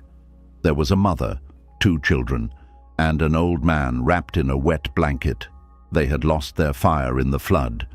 The mother stood when she saw the candle. The widow held it toward her. "Light yours," she said. The mother hesitated. "Then your candle will become smaller." The flame does not become less because it lights another. The mother found a short piece of wax among their belongings. She touched its wick to the widow's candle. A second flame appeared. The children smiled. For a moment, the wet road seemed warmer. The widow returned to her house. Her candle was still burning. She placed it beside the wall. Then another knock came. A young man stood outside. His grandmother was ill. Their lamp had gone out. The widow looked at her candle. The wax was already low. She could keep it for herself. The night would be long. She was alone. No one would blame her for protecting what remained. Still, she lifted the candle. "Take the flame," she said. The young man lit a small oil lamp and thanked her. Again, the widow's flame remained, smaller, but still alive. Word moved through the village. People began coming. Some carried lamps, some carried candles, some brought dry grass or small pieces of wood. Each person received light. Each person carried it away. The widow watched flames appear in house after house. The village that had been dark began shining in small places. No single flame lit everything. Together they changed the night. The widow sat beside her candle. She had spent many years believing that keeping was the only way to survive loss. Her husband had died when she was young. After his death, she guarded everything he had touched. His robe remained folded beside her bed. His sandals stayed near the door. His bowl was never used. She feared that if she gave anything away, some part of him would disappear. So she kept. She kept objects. She kept memories. She kept words she wished she had said. She kept grief hidden behind careful routines. But the more she kept, the more alone she became. Nothing moved through her life. Everything stayed where death had left it. The candle showed her something different. Light survives by being passed. Love also survives this way, not by locking it inside an old room, by allowing it to become kindness in the present. Her husband had been generous. He shared food even when they had little. He helped strangers repair roofs. He once walked many miles to bring medicine to a sick child. The widow had believed she honored him by protecting his belongings. Now she wondered if she could honor him more by continuing his kindness. The next morning she opened the wooden chest beside her bed. Inside was his robe. She lifted it slowly. The cloth still carried a faint smell of smoke. For years that smell had made her cry. This time she held the robe against her chest and said, "You do not live only here." Then she carried it to the old man who had been shivering in the wet blanket. He needed warmth.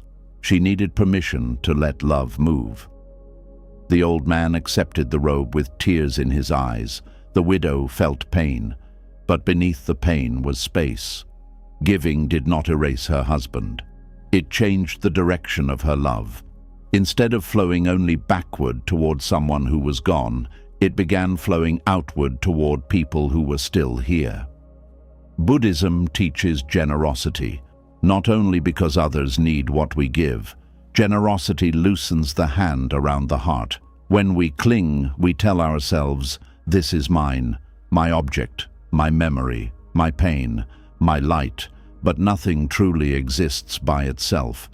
The candle was made from wax, thread, hands, fire, and air. Its flame came from another flame. Even the widow's life depended on food grown by farmers, water carried by clouds, and kindness received from people she may never know. To give is to remember this connection. We are not separate lamps standing alone in the dark. Our lives are lighting one another all the time. A kind word from years ago may still be burning inside someone. A meal shared during hardship may become the reason another person later feeds a stranger. A moment of patience may travel farther than we ever see.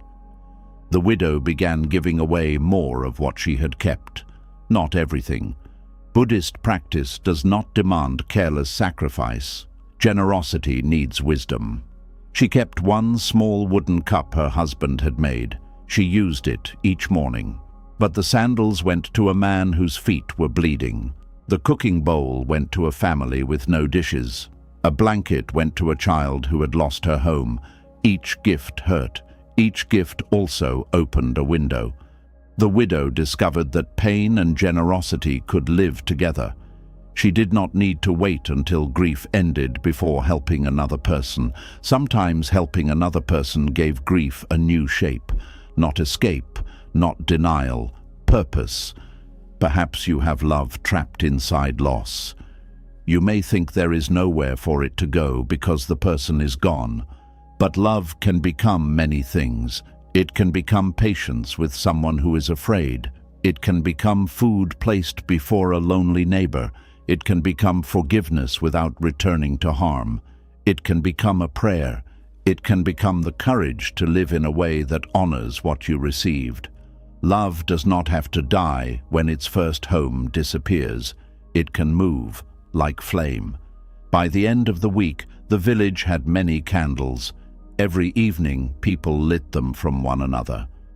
The widow's original candle finally reached its end. She watched the flame sink into the last pool of wax. Then it disappeared. The room became dark for only a moment. A knock came at the door. The mother from across the road stood outside holding a lamp. "You gave us light," she said. "Now, let us return it." The widow smiled and invited her inside. This is the circle of compassion. The giver becomes the receiver. The receiver becomes the giver. No one stands permanently on one side. We all need help. We all have something to offer. To believe we should only give can become pride. To believe we have nothing to give can become despair. The path teaches balance. Receive without shame. Give without ownership. The widow and the mother sat together beside the lamp. The widow spoke about her husband for the first time in many years. She did not tell only the story of his death. She spoke about his laugh, the way he burned rice, the songs he sang badly. The mother listened. Grief became warmer when shared, not smaller, warmer. Before leaving, the mother told the widow about a temple beyond the hills. "They say no grieving person is ever turned away," she said. The widow looked toward the road.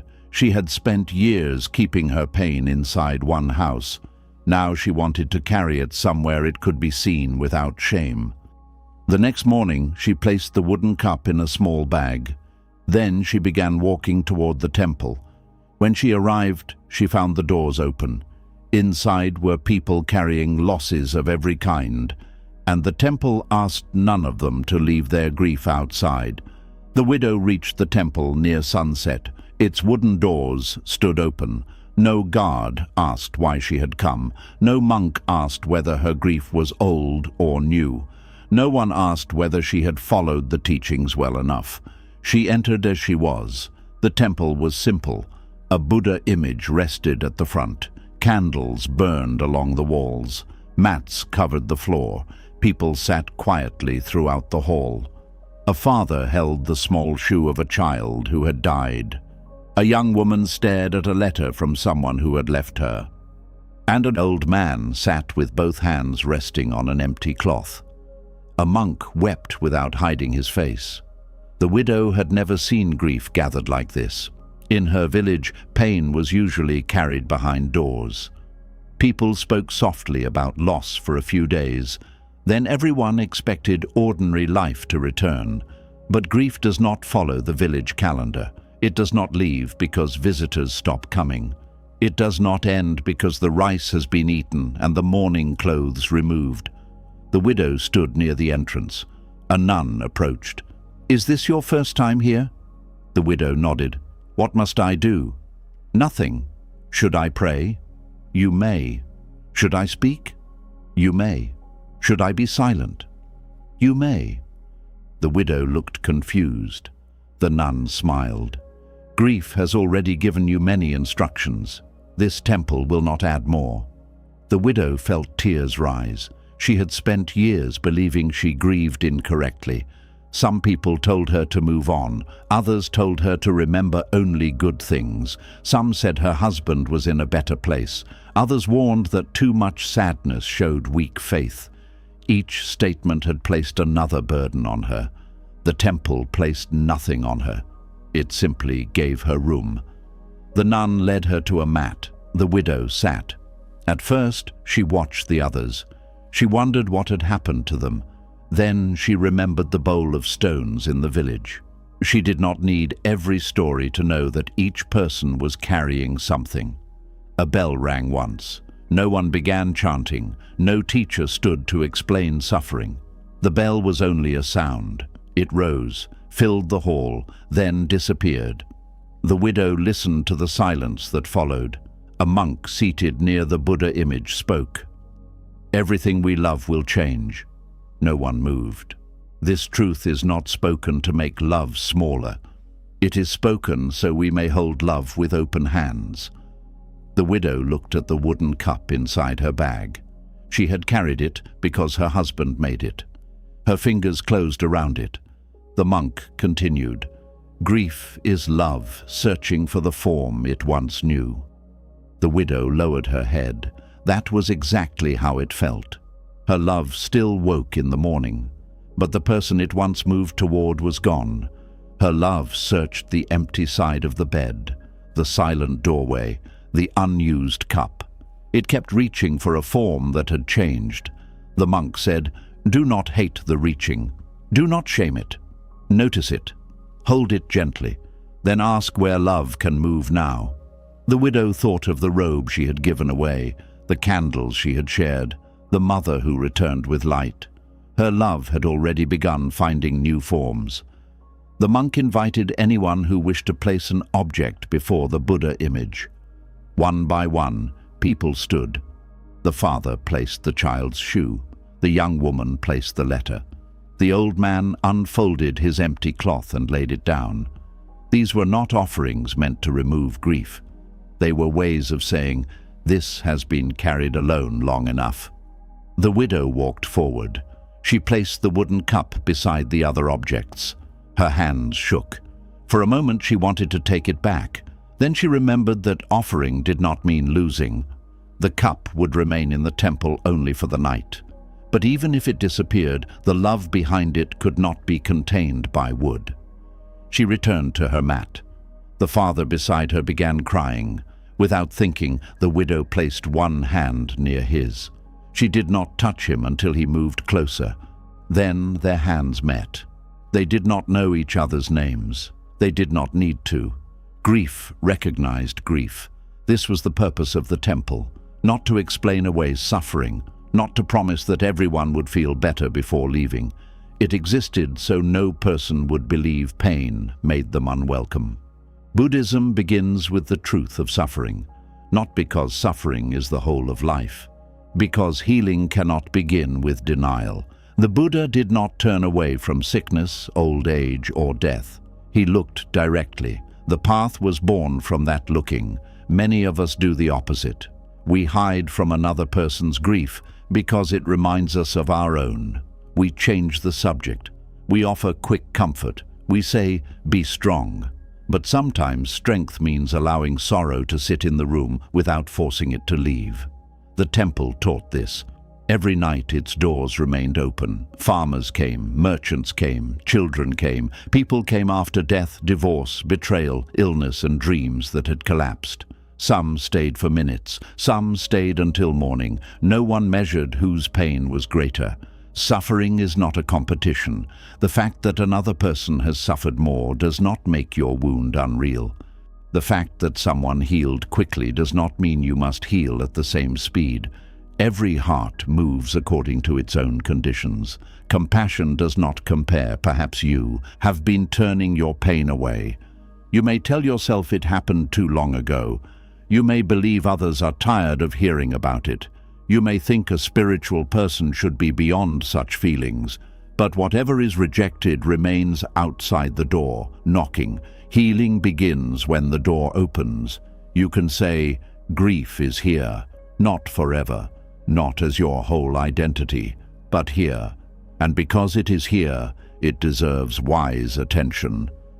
Before dawn, the monk invited everyone to retrieve their objects. The widow walked toward the altar. She picked up the wooden cup. It felt different. Nothing about it had changed, but she was no longer carrying it alone. The room had held it with her. The people had held it with her. The silence had held it. She understood why temples mattered. A sacred place is not sacred because pain never enters. It is sacred because pain can enter and still be met with compassion. As the widow prepared to leave, she heard another sound. A deep bell hung in the courtyard. A young monk stood beneath it. He held the rope but did not pull. The widow asked why the bell was silent. The nun beside her answered, "It rings for those who cannot cry." The young monk closed his eyes. Then he pulled the rope. The bell spoke across the hills. Its sound entered houses, fields, roads, and hidden rooms. Somewhere, people carrying wordless sorrow lifted their heads, and the next story began with that sound. The bell spoke across the hills. Its sound entered houses, fields, roads, and rooms where sorrow had been hidden for years. The young monk pulled the rope again. The bell rose into the morning air, deep, slow, heavy enough to be felt in the chest. The widow stood in the temple courtyard and listened. The nun beside her had said the bell rang for those who could not cry. The widow understood this. Some pain comes with tears, some pain does not. Sometimes the body becomes so tired from carrying grief that it closes every door. The person still wakes, still works, still speaks, but something inside has gone quiet. The young monk who rang the bell knew this kind of silence. His name was Ananda, though he did not feel joy. He had entered the monastery after his older brother died. The brothers had grown up together near the mountains. They shared food. They slept beside the same fire. They fought over small things and forgave each other before sunset. His brother had been the brave one, the loud one, the one who laughed first and worried later. Ananda followed him everywhere. Then one winter, his brother became sick. The illness moved quickly. Within days, the laughter stopped. Ananda sat beside him through the final night. He held his hand until it became cold. But Ananda did not cry. At the funeral, people praised his calmness. "You are strong," they said. "You understand impermanence. You will make a good monk." Ananda believed them. He thought his dry eyes were proof of wisdom. He thought silence meant acceptance. So he entered the monastery and studied the teachings. He learned about birth and death. He learned that all things changed. He learned that attachment created suffering. He repeated these truths whenever someone asked about his brother. "All beings must die," he said. "Nothing lasts forever." His words were correct, but his heart remained closed. The abbot noticed. Ananda smiled when others smiled. He bowed at the right time. He sat in meditation without moving. But when a grieving person entered the temple, Ananda became restless. Their tears made him uncomfortable. Their pain felt dangerous. He wanted them to stop. He gave them teachings before they had finished speaking. He told them to accept. He told them to release. He told them that grief was attachment. He did not know he was speaking to himself. One evening, the abbot asked him to ring the temple bell. "For how long?" Ananda asked. "Until you hear what is beneath the sound." Ananda did not understand. Still, he obeyed. He pulled the rope. The bell rang. The sound moved across the valley, then faded. He pulled again. The sound returned, then faded again. For hours he repeated this. Each time the bell rose and disappeared. At first, Ananda heard only sound. Then he began hearing the silence after it. The silence was not empty. It seemed to hold everything the bell had touched. The houses, the hills, the people listening, the brother he had lost. Ananda tightened his hands around the rope. He pulled harder. The bell cried out. The sound entered his body. Something moved inside his chest. He pushed it down. He pulled the rope again. The bell sounded deeper. He remembered his brother calling his name beside the river. He remembered the way they ran home before storms. He remembered the final night, the cold hand, the unfinished goodbye. The bell faded. Ananda stood in silence. His breath became difficult. Still, no tears came. The abbot watched from the temple steps. Ananda said, "Nothing is happening." The abbot answered, "Something has been happening for years." Ananda looked away. "I accepted his death." "You understood it. Is that not the same?" "No. Understanding is held in the mind. Acceptance must also pass through the heart." Ananda had used Buddhist teaching as a wall. He spoke about impermanence so he would not feel loss. He spoke about attachment so he would not admit love. He spoke about peace because he was afraid of breaking. But spiritual truth is not meant to help us hide. It is meant to help us see. The abbot said, "Ring the bell once more." Ananda pulled the rope. The sound rose. This time he did not push the memory away. He saw his brother clearly, not only the body at the end, the whole life, the laughter, the arguments, the shared meals, the winter sickness, the cold hand, the love. Ananda's knees weakened. He fell beside the bell. A sound left him, not a teaching, not a prayer, a cry. It had waited years to be heard. The abbot sat beside him. Ananda cried until his body shook. He cried with the helplessness of the boy he had been. He cried because his brother was gone. He cried because he had been pretending not to need him. He cried because everyone had called him strong when he had needed permission to fall apart. The bell remained silent. It did not need to speak now. Ananda was speaking for himself. Buddhism does not teach us to remove feeling. It teaches us to know feeling without becoming trapped by it. Grief is not the enemy. Unseen grief can become an enemy because it enters everything without being named. It may become anger, distance, numbness, impatience with other people's tears. We may think we are peaceful when we are only disconnected. We may think we have let go when we have only stopped looking. The bell gave Ananda a way back. The sound opened what his words had closed. Perhaps you have not cried for something that deeply hurt you. This does not mean you loved less. It may mean the pain was too large to enter all at once. The body sometimes protects us by becoming still, but protection that lasts too long can become a prison. There is no shame in needing time. There is also no shame when the tears finally come. They are not proof that you are moving backward. They may be proof that you have become safe enough to feel. After that day, Ananda continued ringing the bell every morning. People began coming to the courtyard when they heard it. Some cried, some stood quietly, some felt nothing. All were welcome. The bell did not demand tears. It only made space for whatever was true. One morning, a young monk stood beside Ananda.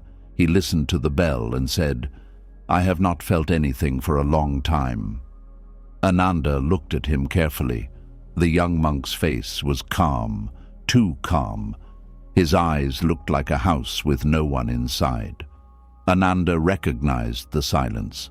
He placed the bell rope in the young monk's hands. "Then your story is not about peace yet," he said.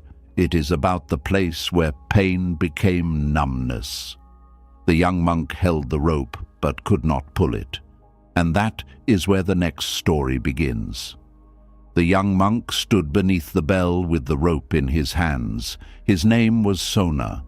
He had lived at the temple for 3 years. Everyone admired him.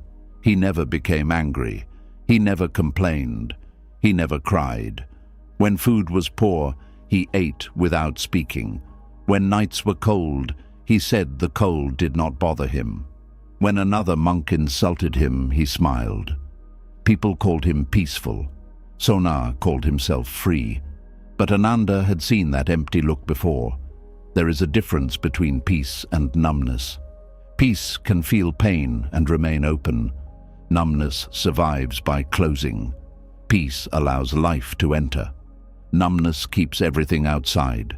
From a distance they may look the same. Both can be quiet. Both can appear still, but one is alive. The other is hiding. Sona had not always been numb. Before the monastery, he lived with his mother and younger sister. His father had left when Sona was a child. Sona became the strong one in the house. He worked early. He brought home food. He protected his sister. He tried never to worry his mother. Whenever he felt afraid, he swallowed it. Whenever he felt tired, he continued. Whenever he wanted to cry, he remembered that his family needed him. Then his sister disappeared during a journey to another town. No one knew what happened. Some believed she had been taken. Others said she may have fallen into the river. Her body was never found. The family waited. Days became months. Months became years. Sona's mother continued leaving food near the door in case the girl returned. Sona searched every road, every market, every riverbank. He asked strangers. He followed rumors. Each hope ended in nothing. At first he cried often. Then one day he stopped. The stopping felt like relief. No more shaking. No more desperate searching. No more waking from dreams with her name in his mouth. He believed he had accepted the truth. He entered the monastery. He practiced stillness. He reduced his needs. He told himself that nothing belonged to him, not his family, not his past, not even his feelings. But Sona had not released the pain. He had buried it beneath spiritual words. Ananda asked, "Why can you not pull the rope?" Sona looked at his hands. "I do not know." "What do you think will happen if the bell rings?" "Nothing." "Then pull it." Sona tried. His arms would not move. The body often remembers what the mind refuses to know. Sona's sister had loved bells. Whenever traders passed through their village, she ran outside to hear the bells tied to their carts. She said each bell sounded like a small bird. Sona had forgotten this, or believed he had. Ananda placed one hand on the rope. Together, they pulled. The bell rang. Sona's face did not change, but his fingers tightened. Again, they pulled. The sound moved over the temple walls.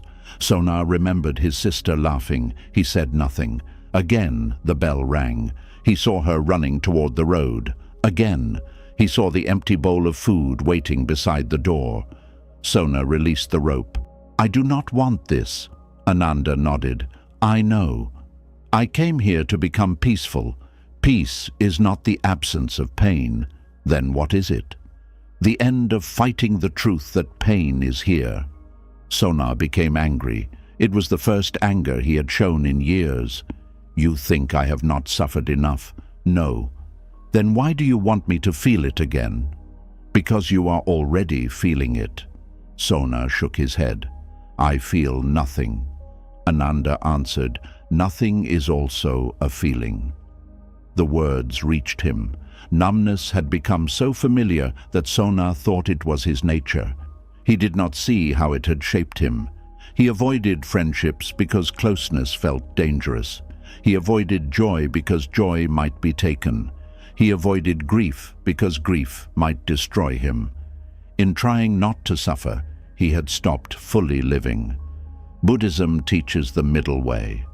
Not drowning in feeling, not running from feeling, meeting it with awareness. A river cannot move if it is frozen. It may look calm, but nothing flows. Sona's heart had become frozen around one unanswered loss. Ananda led him to the temple garden. A small pond stood near the wall. The surface was covered with fallen leaves. "Place your hand in the water," Ananda said. Sona did. The water moved around his fingers. "What happens when you touch it?" "It moves. And if it were ice, it would resist." Your calmness has become ice.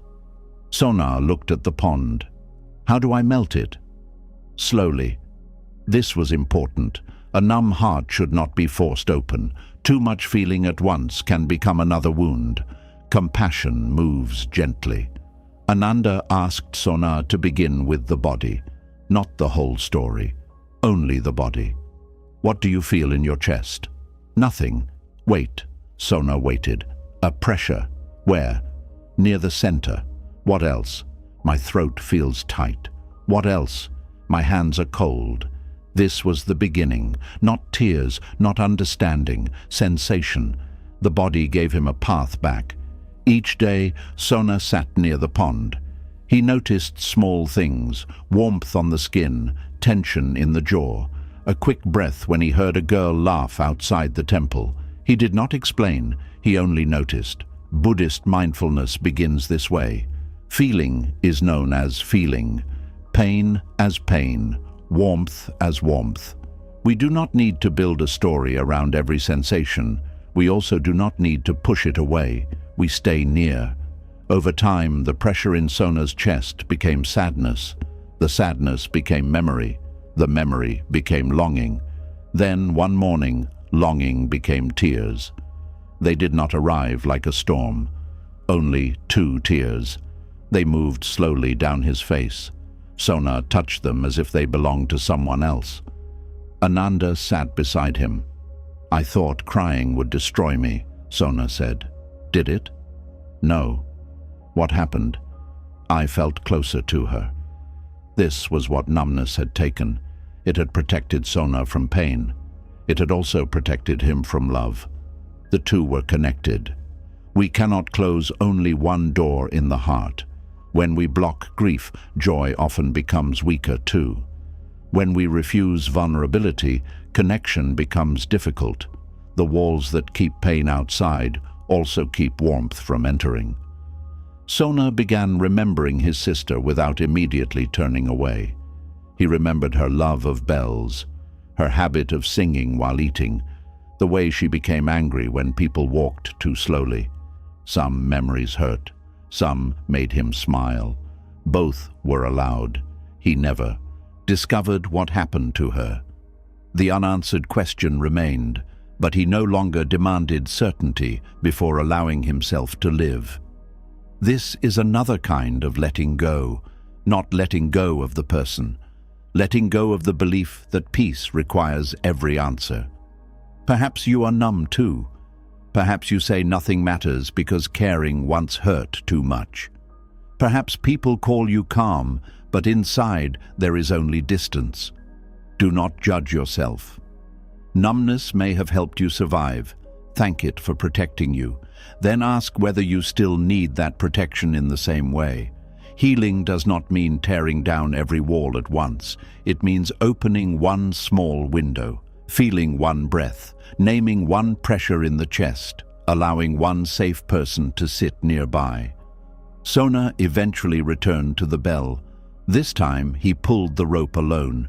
The sound rose over the hills. He cried, he smiled, he felt afraid, he remained. After the bell became silent, Sona asked Ananda, "How do I know when I am truly peaceful?" Ananda answered, "When you no longer need to become empty to feel safe." Sona carried these words to his teacher. The old master listened. Then he picked up a large stone from the temple path. He placed it in Sona's hands. "Hold this," he said. "For how long? Until you understand why pain becomes heavier." Sona held the stone against his chest. At first it seemed easy. Then the weight began to speak, and the next story began there. The master placed the stone in Sona's hands. It was not enormous. It was smooth, dark, small enough to lift without difficulty. Sona expected a teaching. The master said only, "Hold it." Sona stood in the courtyard. The stone felt cool against his palms. For the first few minutes it seemed almost weightless. He wondered what lesson could come from something so simple. A bell rang. Monks entered the hall for morning chanting. Sona remained outside with the stone. After some time his arms became tired. He changed his grip. He held the stone near his chest, then against his side, then with both hands beneath it. No position stayed comfortable for long. The master passed through the courtyard. Sona asked, "May I put it down now?" "Not yet." Sona continued holding it. By midday, his shoulders hurt. His fingers became stiff. The stone had not changed, but it felt much heavier. This is how silent pain often works. The event may have happened once, but the mind continues holding it. An insult spoken years ago, a mistake, a betrayal, a loss. At first we believe we can carry it. We think this is not so heavy. Then hours become days, days become years. The pain enters the shoulders, the jaw, the sleep, the way we trust, the way we speak. The stone remains the same. The holding makes it heavy. Sona watched other monks eating beneath a tree. He became angry. Why did the master give him this task? Had he not already suffered enough? Had he not worked hard to feel again? Now he was being asked to carry another burden. The master approached. "What are you feeling?" he asked. "Pain." "Where?" "In my arms." "What else?" "Anger." "At whom?" "You." The master nodded. "What else?" Sona hesitated. "Fear." "What are you afraid of?" "That you will make me hold it forever." The master looked at the stone. "Have I said that?" "No." "Then who told you forever?" Sona understood. The mind had taken a difficult moment and stretched it into an endless future. This is one way suffering grows. Pain says, "This is heavy now." Fear says, "It will always be heavy." Grief says, "I miss this person." Fear says, "I will never feel whole again." A mistake says, "I did something harmful." Shame says, "I am harmful forever." The present stone becomes an imagined lifetime. The master said, "Continue." Sona's anger increased. By evening his hands shook. He remembered holding his sister when they were children. He remembered carrying water for his mother. He remembered years of carrying responsibility without complaint. The stone seemed to contain every burden he had accepted silently. "I am tired," he said. The master sat on the ground, then put it down. Sona stared at him. "You said I had to hold it." "I said to hold it until you understood why pain becomes heavier." Sona lowered the stone. It touched the earth with a soft sound. Relief moved through his whole body. His arms felt strangely light. The master asked, "Why did you not put it down earlier?" "Because you told me to hold it." "Did I tell you not to question me?" "No." "Did I tell you the stone had become part of you?" "No." "Did I say releasing it was failure?" "No." Sona looked at his hands. He had assumed all of these things. Many people do. We carry burdens because we believe putting them down means weakness. We remain responsible for things that were never ours. Another person's anger, a parent's disappointment, a friend's choices, a relationship that ended despite our effort. We carry guilt because it feels more loyal than peace.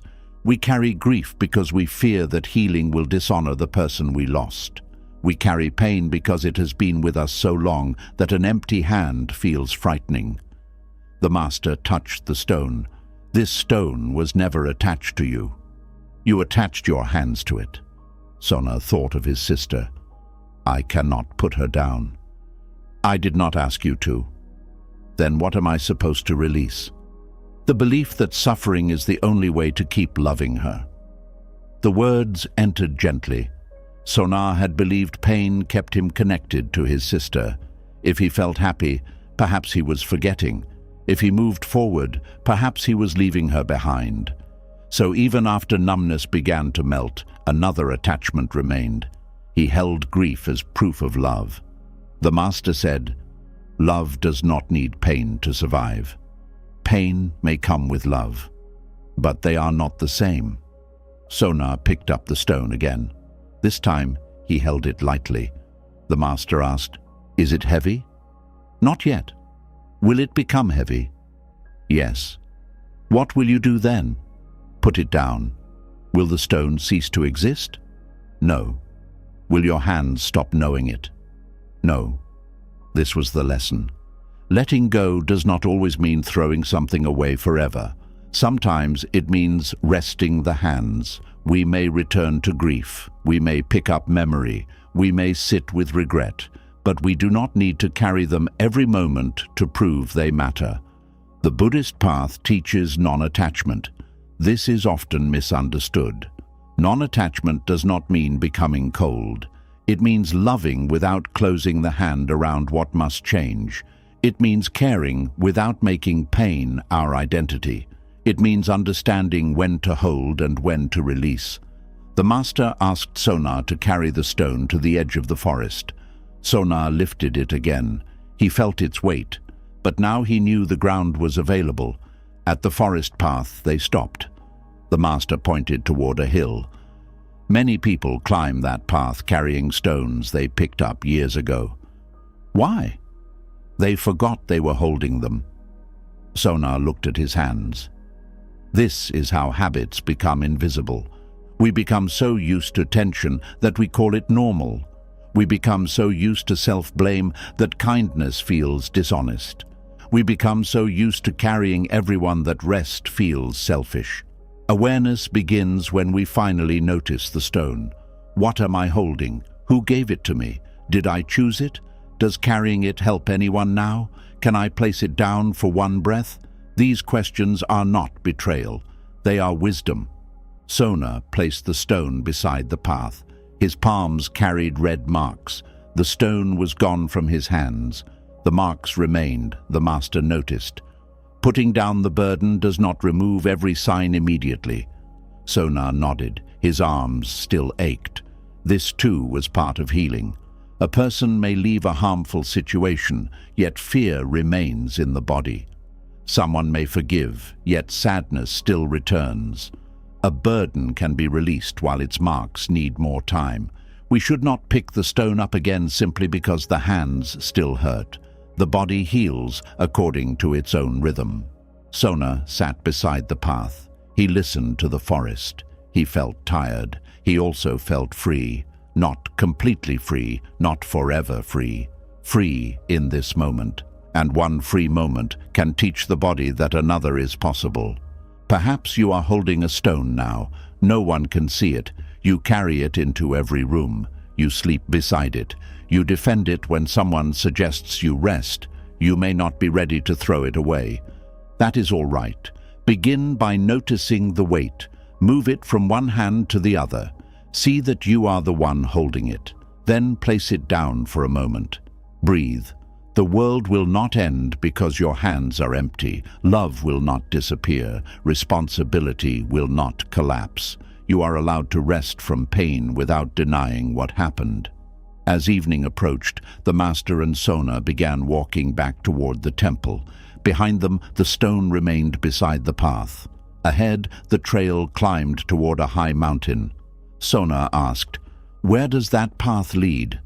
The master looked upward, to the place where many people finally discover what they have been carrying. "Will I walk it?" "Yes." "When?" "When your hands are ready to put down what your heart has named." The next morning, Sona began climbing. The mountain path was steep. With every step, he felt the memory of the stone in his arms.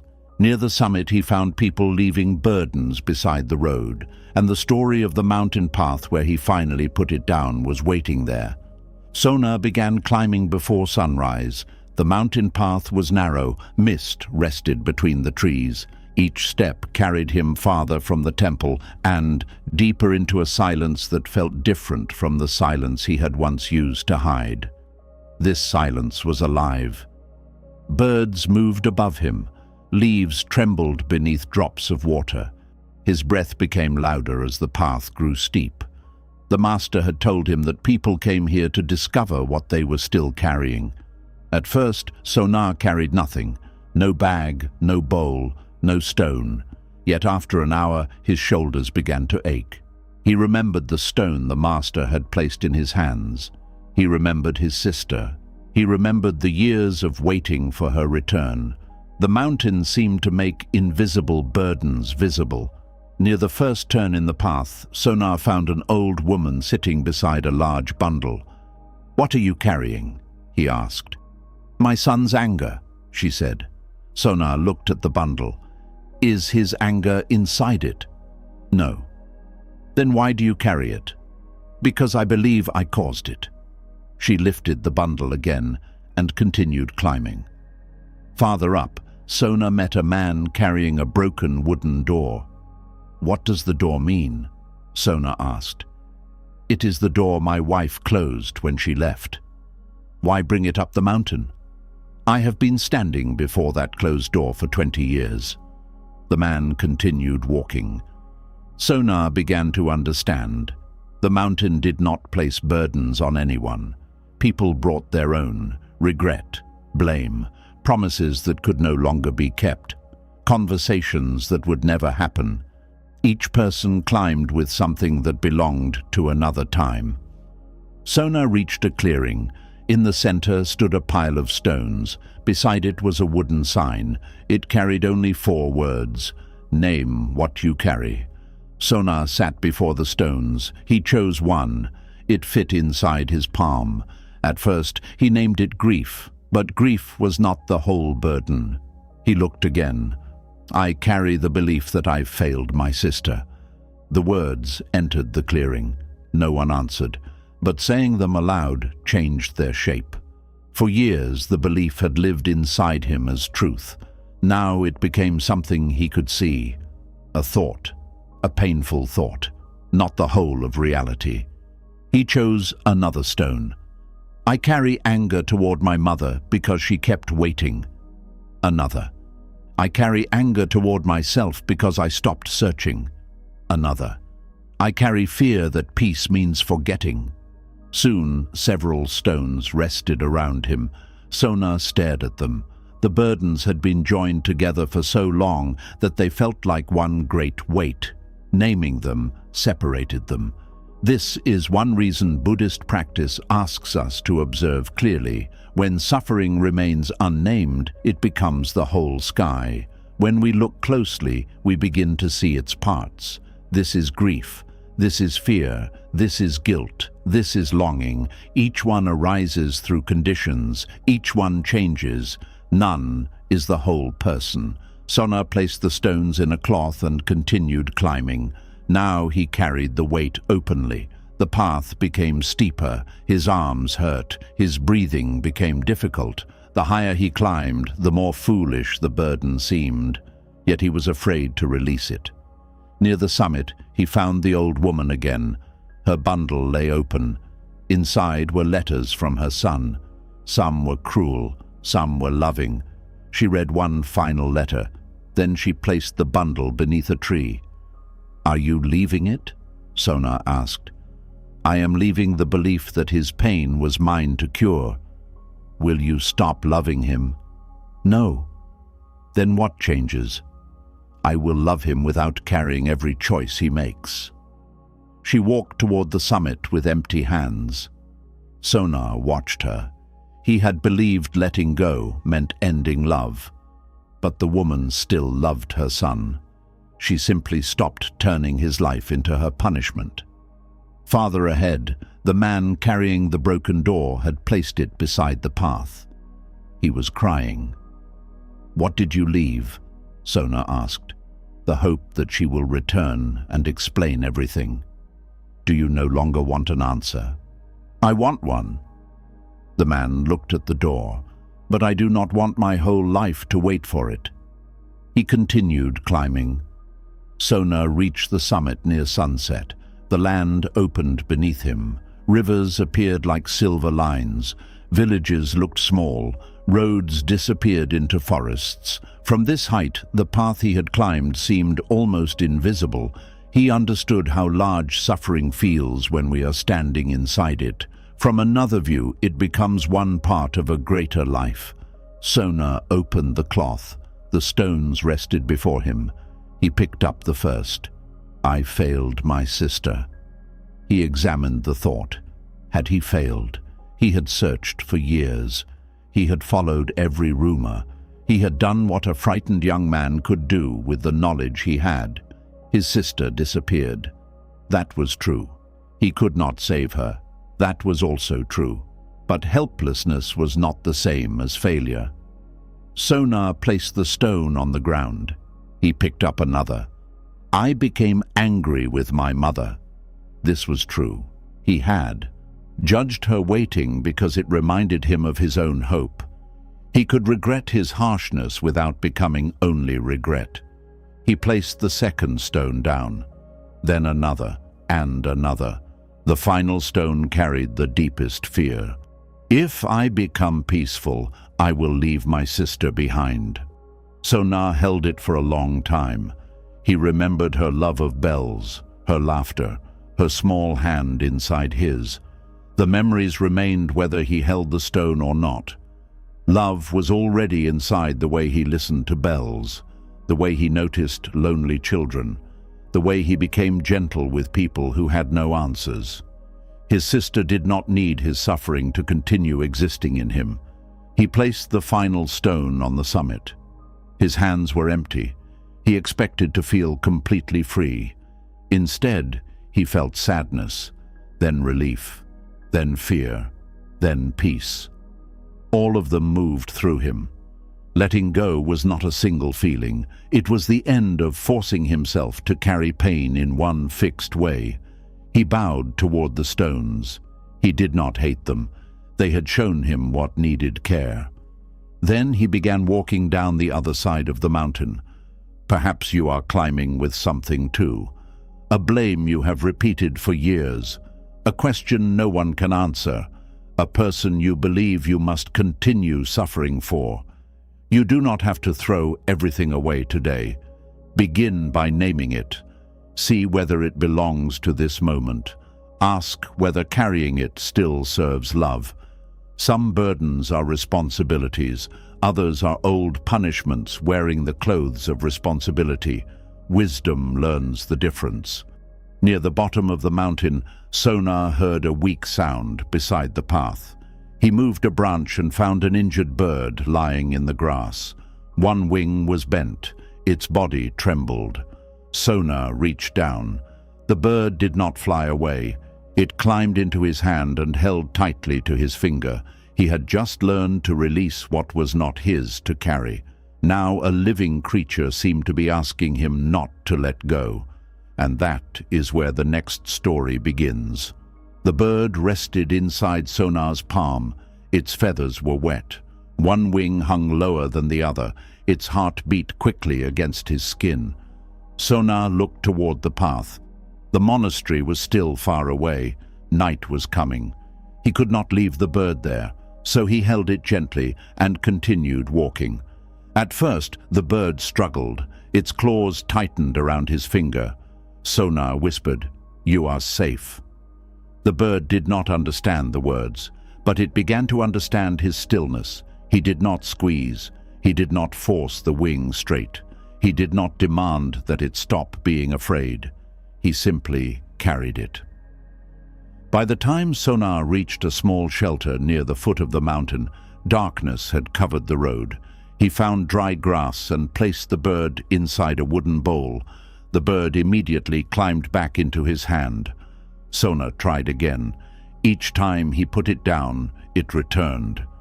"You cannot stay in my hand forever," he said. The bird held tighter. Sona remembered his sister.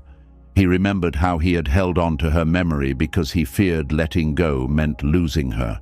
Now the bird seemed to carry the same fear. Pain teaches the body to hold. A frightened child holds a blanket. A grieving person holds an old letter. A wounded bird holds the hand that offered safety. The holding is not wrong. It begins as protection. But what protects us during danger may later prevent us from moving. Sona sat against the wall. The bird slept in his palm. His arm became tired. He did not move. By morning, his fingers were stiff. The bird opened its eyes. Sona offered it a few drops of water. It drank. Then it pressed itself against his hand again. For 3 days, Sonar cared for the bird. He cleaned the wounded wing. He found seeds. He kept the bird warm during the cold nights. Whenever he tried to place it in a basket, it returned to him. Sonar began feeling important. The bird needed him. It trusted no one else. He liked this feeling. After years of failing to save his sister, he had found a life he could protect. The thought entered quietly. This time, I will not lose what I love. Sonar stopped walking toward the monastery. He remained at the shelter. One day became another. The bird's wing began healing. It moved more strongly, but Sonar kept holding it. He feared it would injure itself again. An old nun passed the shelter and saw him. She looked at the bird. "How long has it been in your hand?" 4 days. "Can it stand?" "Yes." "Can it move its wing?" "A little." "Then why are you still holding it?" "It is afraid." The nun watched the bird. "Perhaps." Then she looked at Sonar. "Perhaps you are afraid too." Sonar became defensive. "I am protecting it." "From what?" "The world." The nun sat beside him. "That is a large thing to protect anyone from." Sonar looked away. He knew she was right. The world contained storms, sharp branches, hungry animals, loss. He could keep the bird in his hand for a week, a month, maybe longer, but no hand could become the whole sky. The nun said, "Care is not possession. I do not possess it." "Then open your hand." Sonar could not. The bird's claws remained around his finger. His own fingers had curled around its body. He had not noticed when protection became mutual fear. The bird feared leaving. Sonar feared releasing. Both were trapped by the same hand. Buddhism teaches compassion, but compassion needs wisdom. Without wisdom, helping can become control. We may say, "I only want what is best for you." Yet beneath the words may be fear. Fear that the person will leave. Fear that they will fail without us. Fear that we will no longer feel needed. Sometimes we make another person's weakness the foundation of our identity. We become the rescuer, the healer, the one who must always be there. This may look like love, but love does not require another being to remain wounded. The nun placed a small basket beside Sonar. "Put the bird here. It will return to my hand. Then let it return." Sonar opened his fingers slowly. The bird stepped into the basket. For a moment, it stayed. Then it jumped back onto his hand. Sonar smiled. "It needs me." The nun shook her head. "It knows you." Knowing safety is not the same as being unable to live without it. They tried again. The bird entered the basket. This time it stayed longer. It moved its injured wing. Sonar reached toward it. The nun stopped him. "Let it discover what it can do." This was difficult. Sonar wanted to help, but sometimes helping too quickly tells another being, "You cannot." The bird lifted its wing. It stumbled. Sonar moved forward. The nun touched his arm. "Wait." The bird tried again. It climbed onto the edge of the basket, then fell back inside. Sonar's chest tightened. He wanted to protect it from every failure. The nun said, "Falling while learning is not the same as being abandoned." The bird climbed again. This time it balanced. Its wing opened. Not fully, but enough. Sonar watched. Something in him hurt. He was proud. He was also sad. The stronger the bird became, the less it needed his hand. This happens in human relationships too. A child grows, a friend heals, a student becomes wise. A person once dependent begins walking alone. If our love depends on being needed, their healing may feel like rejection. But true care prepares itself to become less necessary. The nun said, "Your hand was medicine." It was not meant to become a cage. Sonar lowered his eyes. He thought of his sister again. He had wanted to protect her. He had wanted to protect everyone after her. But no human being could guarantee another person's safety. Love could offer shelter, food, patience, guidance. Then love had to open its hand. The bird flapped once, then twice. It flew a short distance to a low branch. Sona stood quickly. The bird nearly fell. It held on. Sona remained still. A few minutes later, it flew to another branch, then another. Each flight became stronger. Sona felt tears rise. He whispered, "You are safe." But the meaning had changed. He no longer meant, "You are safe because I am holding you." He meant, "You carry life inside you." The bird circled above the shelter, then landed once more on Sona's open hand. It stayed only a moment. Then it flew toward the forest. Sona watched until it disappeared. His hand felt empty. The emptiness hurt. It also felt clean. He had not lost the bird. He had completed the care the moment required. This is one form of non-attachment. To give fully without demanding permanent closeness. To protect without owning. To love another being enough to allow its life to become larger than our role in it. Perhaps you are holding someone too tightly. You may call every hour because silence frightens you. You may solve every problem before they can try. You may believe they will collapse without you. Ask gently whether your help is creating strength or dependence. Ask whether you are caring for their wound or protecting your need to be needed. Opening the hand is not abandonment. It can be trust. Sona returned to the monastery. The old master noticed his empty hand. "What happened on the mountain?" "I found a wounded bird." "Did you heal it?" "I helped." "Where is it now?" "Flying." The master smiled. "Then you understood." Near the temple gate, a woman was treating a child's injured foot. Her hands were careful. Her voice was soft. Villagers traveled far to receive her help. She knew how to care for almost every wound, but when she stood, Sona saw that she was exhausted. Her own hands were shaking. She had helped everyone who came to her. She had not noticed how long she had been bleeding inside. Her story begins there. The woman wrapped the child's injured foot with clean cloth. "Do not walk too far today," she said. The child's mother bowed deeply. "May the Buddha bless you." The healer smiled. Then she turned toward the next person waiting, an old man with pain in his back, a farmer with a cut on his hand, a young mother who had not slept for several nights.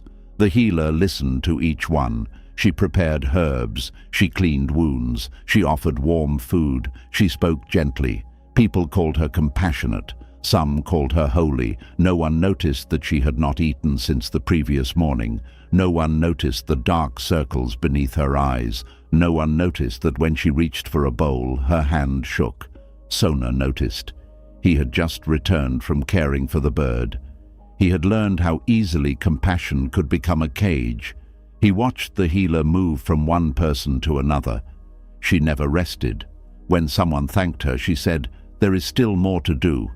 When someone told her to sit, she answered, "Others need the space." When food was offered, she gave it to someone else. By sunset, everyone had left. The healer began cleaning the room.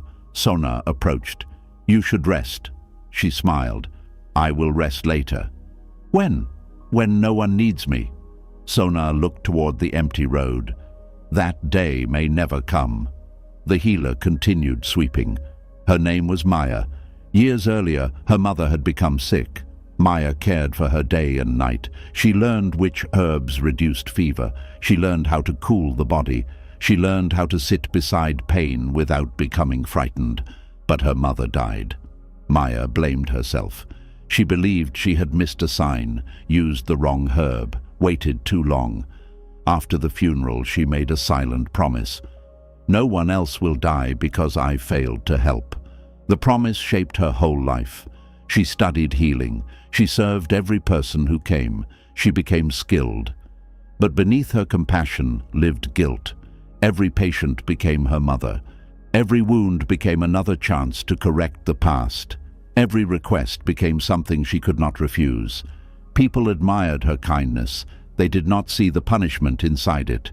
Sona picked up the broom. "I will finish." Maya held it tighter. "I can do it." "I know." "Then let me." "Why?" She looked confused. Because it is my work. Is resting not also your work? Maya laughed softly. Rest does not heal anyone. Sona said, it may heal you. She turned away. I am not the one who needs help. At that moment, the broom fell from her hand. Maya reached for the wall. Her knees weakened. Sona caught her before she fell. He helped her sit. She looked angry, not at him, at her own body. I am fine. You almost collapsed. I have worked through worse. That does not make this wise. Maya tried to stand. Sona stopped her. She stared at him. You do not understand. I understand needing to save someone. The words made her still. Sona told her about his sister. He told her about the bird. He told her how good it felt to be needed. Then he told her how fear had hidden inside his care. Maya listened. For the first time that day, she was not the healer. She was simply a tired woman hearing the truth. Sona said, you help everyone because you are compassionate. That is true. But perhaps you also help because you are afraid of what happens when you stop. Maya's eyes filled with tears. She had not stopped working long enough to ask this. When the room became quiet, memories returned. Her mother's final breath, the empty bed, the belief that she should have done more. So Maya stayed busy. Busyness protected her from grief. Service gave her guilt a respectable form. No one questioned a woman who sacrificed everything for others, but sacrifice without awareness can become self-harm of another kind. The Buddha taught compassion for all beings. All beings includes the person offering the compassion. A lamp that gives light without oil will eventually go dark. A well that gives water without rain will become empty. A healer who refuses care may begin harming the very work she loves. Maya whispered, people depend on me. Sona nodded. Then protecting your strength is part of serving them. That sounds selfish. Would you tell a sick patient that rest is selfish? No.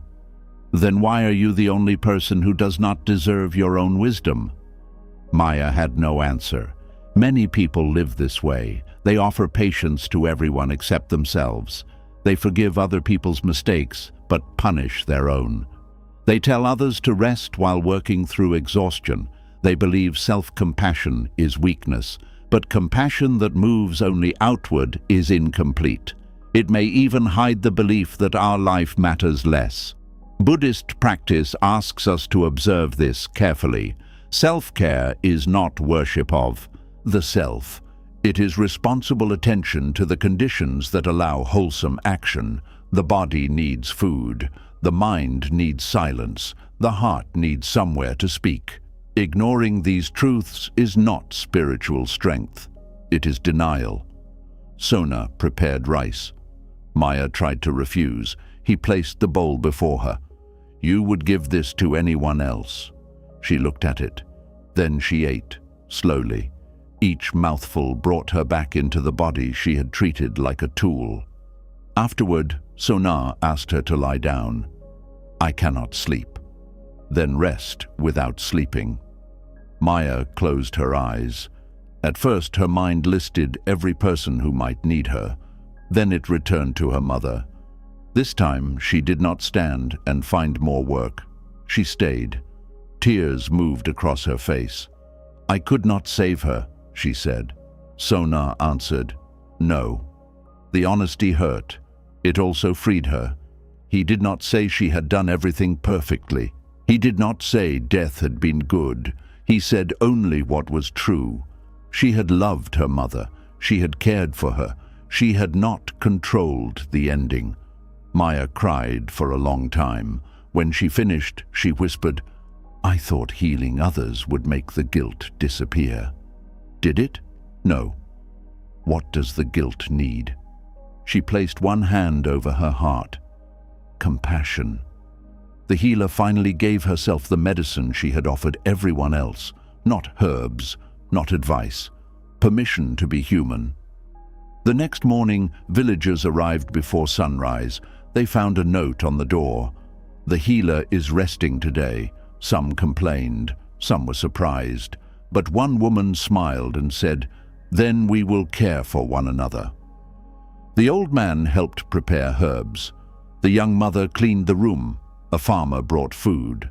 The village discovered that healing had never belonged to one person.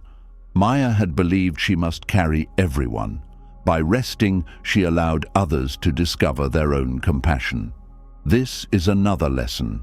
Sometimes refusing to do everything creates space for a community to awaken. When one person always rescues, others may never learn to respond. Maya rested for 3 days. Nothing collapsed. People survived. Some even became stronger.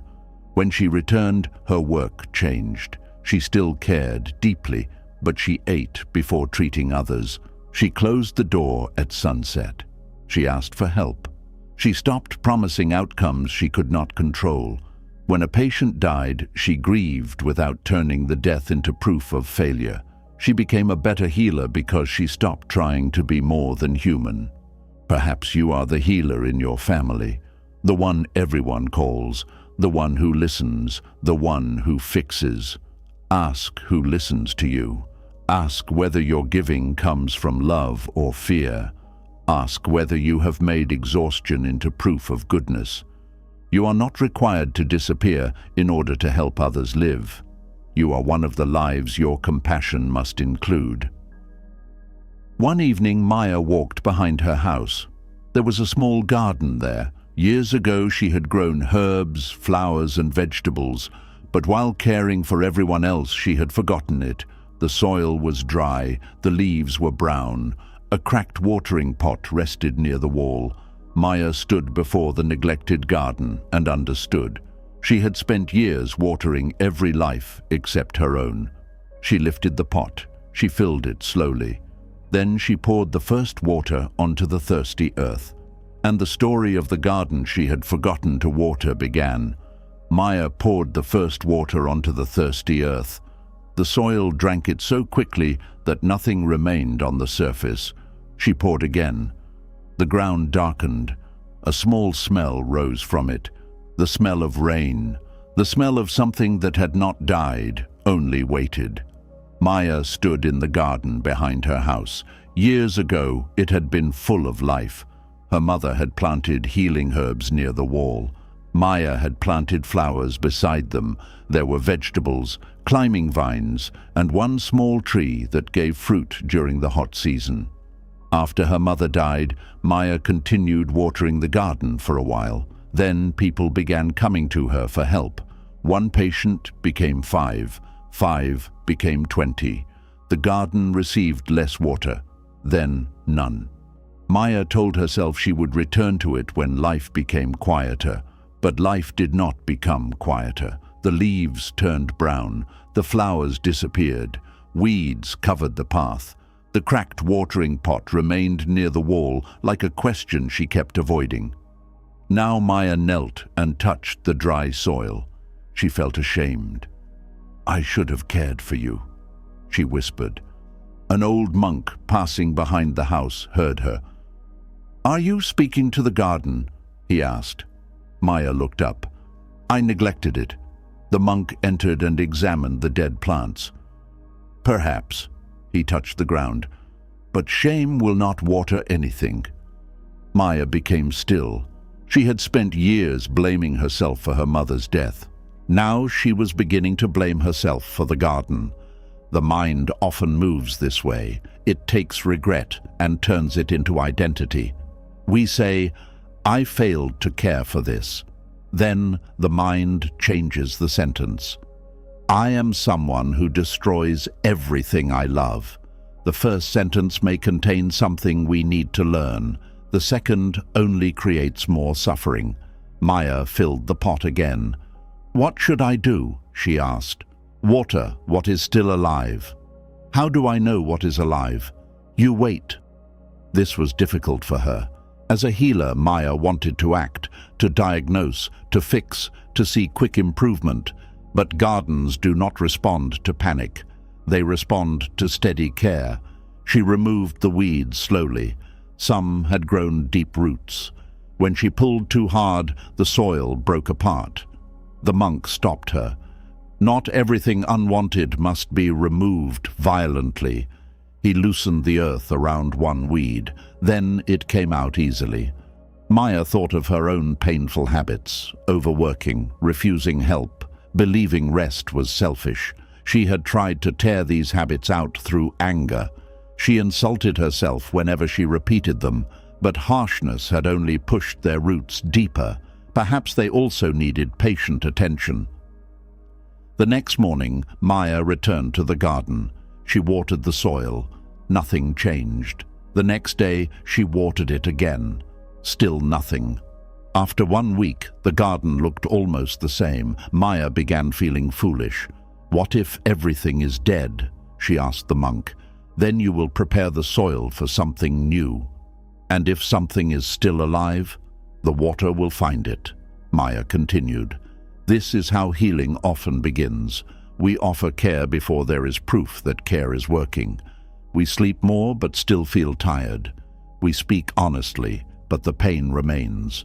We begin meditating, but the mind still runs. We forgive ourselves one morning, then attack ourselves again by afternoon. We believe nothing is changing because nothing is visible. But roots grow where eyes cannot follow. The deepest changes may begin in darkness." 2 weeks later, Maya noticed a small green point near the wall. She leaned closer. A new leaf had pushed through the soil. It was tiny, weak, easy to miss. Maya smiled. The garden had answered, not with everything returning, with one beginning. She protected the small leaf from the harsh sun. She gave it water, but she did not pour too much. The monk had taught her that care could also become excess. Too little water caused suffering. Too much could drown the roots. The middle way appeared even in the garden. Not neglect, not control, wise attention. Maya began treating herself in the same way. She rested without abandoning her work. She helped people without promising to save everyone. She spent time alone without cutting herself off from others. She ate when hungry. She stopped when tired. These actions seemed ordinary. But ordinary care can become sacred when someone has denied it for years. More green leaves appeared. Some plants did not return. Maya mourned them. Her mother's favorite herb was gone. A vine they had planted together had dried beyond saving. Maya stood before the empty places. She wanted the garden to become exactly what it had been, but life did not move backward. The monk said, "You are watering this garden, not the garden from 10 years ago." Maya understood. Many people care for a memory instead of the life before them. They want the old relationship, the younger body, the family before loss, the dream before failure. They pour energy into what no longer exists and forget to notice what is asking for care now. Acceptance does not mean we stop loving the old garden. It means we stop demanding that new life copy it. Maya planted fresh seeds in the empty places. She did not know which ones would grow. Still, she planted. This is hope without control. We prepare conditions. We cannot command the result. The Buddha taught that everything arises because of causes and conditions. A seed needs soil, water, light, time. Even then, not every seed opens. Wisdom does not say, "If I do everything correctly, nothing painful will happen." Wisdom says, "I will offer the best conditions I can, then release what I cannot control." The garden became fuller as the months passed. Not perfect. Some leaves carried holes. Some flowers opened late. One plant leaned toward the ground. Maya no longer saw these things as failures. A living garden is not a perfect garden. A living heart is not a painless heart. Life shows itself through change. One morning, a woman came for medicine. She saw Maya in the garden and said, "You have become less devoted. You used to spend every hour helping people." The old guilt rose inside Maya. For a moment, she wanted to drop the watering pot and return immediately to work. Then she looked at the green leaves. She remembered what happened when she gave everything away. Maya answered, "Caring for this garden helps me continue caring for others." The woman did not understand. Maya did not need her to. Growth sometimes requires disappointing the people who benefited from our neglect. Perhaps you also have a forgotten garden. It may be your body, your sleep, your prayer, your friendships, your joy. A dream you abandoned because everyone else needed something. You do not have to restore everything today. Bring one cup of water, clear one small space, listen for one need you have been ignoring. Do not wait until you feel worthy of care. Care is part of how worth is remembered. Near the center of Maya's garden stood a stone basin filled with old rainwater. For years, she had believed nothing could grow there. The water was dark, mud covered the bottom. But one morning, Maya saw a small green stem rising through it. At the top was a closed lotus bud. She called the monk. "How did this grow in such dirty water?" The monk smiled. Perhaps the mud was not only dirt. Maya watched the lotus begin to open, and the next story rose with it. The lotus opened slowly. At first, only one pale edge appeared, then another. By midday, the flower rested above the dark water, clean, quiet, unafraid of the mud beneath it. Maya looked into the basin. The water was still cloudy. Old leaves floated near the edge. The mud had not disappeared, yet the lotus had risen through it. A young monk entered the garden and saw the flower. He was surprised. "This water should have been cleaned long ago," he said. He reached for a bucket. The old monk stopped him. "Why?" "The water is dirty." "And the lotus?" "It is beautiful." "Then perhaps you should learn what the flower knows before removing what helped it grow." The young monk sat beside the basin. He had always believed spiritual life meant becoming clean, removing anger, removing fear, removing grief, removing every part of himself he disliked. He imagined enlightenment as a life untouched by mud. But the lotus taught another story. Its roots lived inside darkness. The mud fed it. The stem traveled through cloudy water.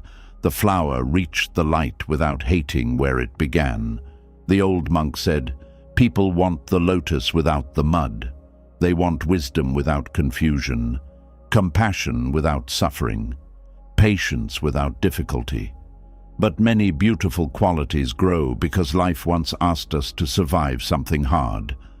Maya thought of her mother's illness. She would never call it good. She would never say her mother needed to suffer so Maya could become a healer. That would be cruel.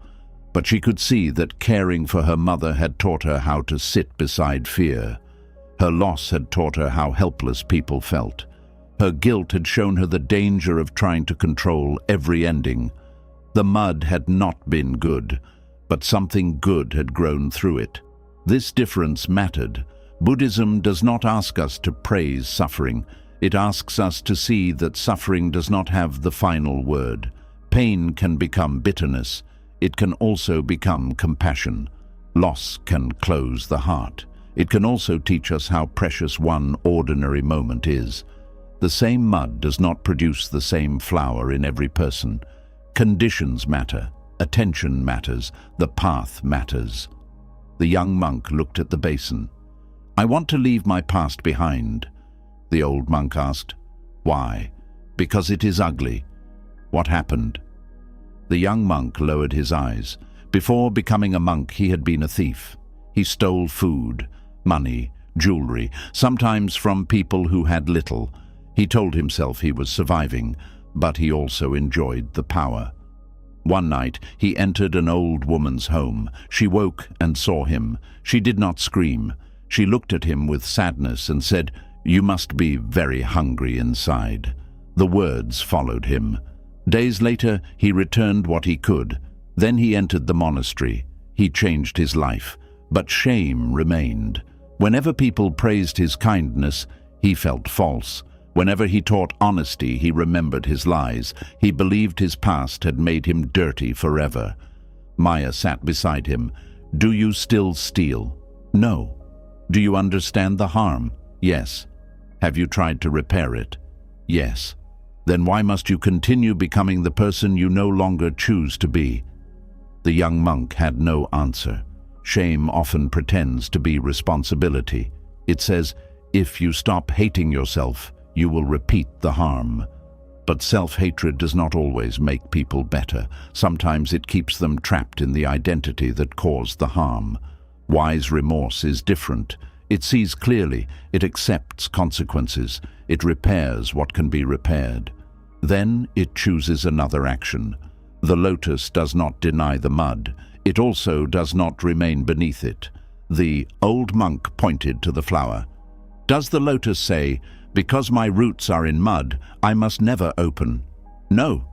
Does it pretend the mud is not there? No. It uses what is present and moves toward light. This is the path. We do not need a perfect past to practice now.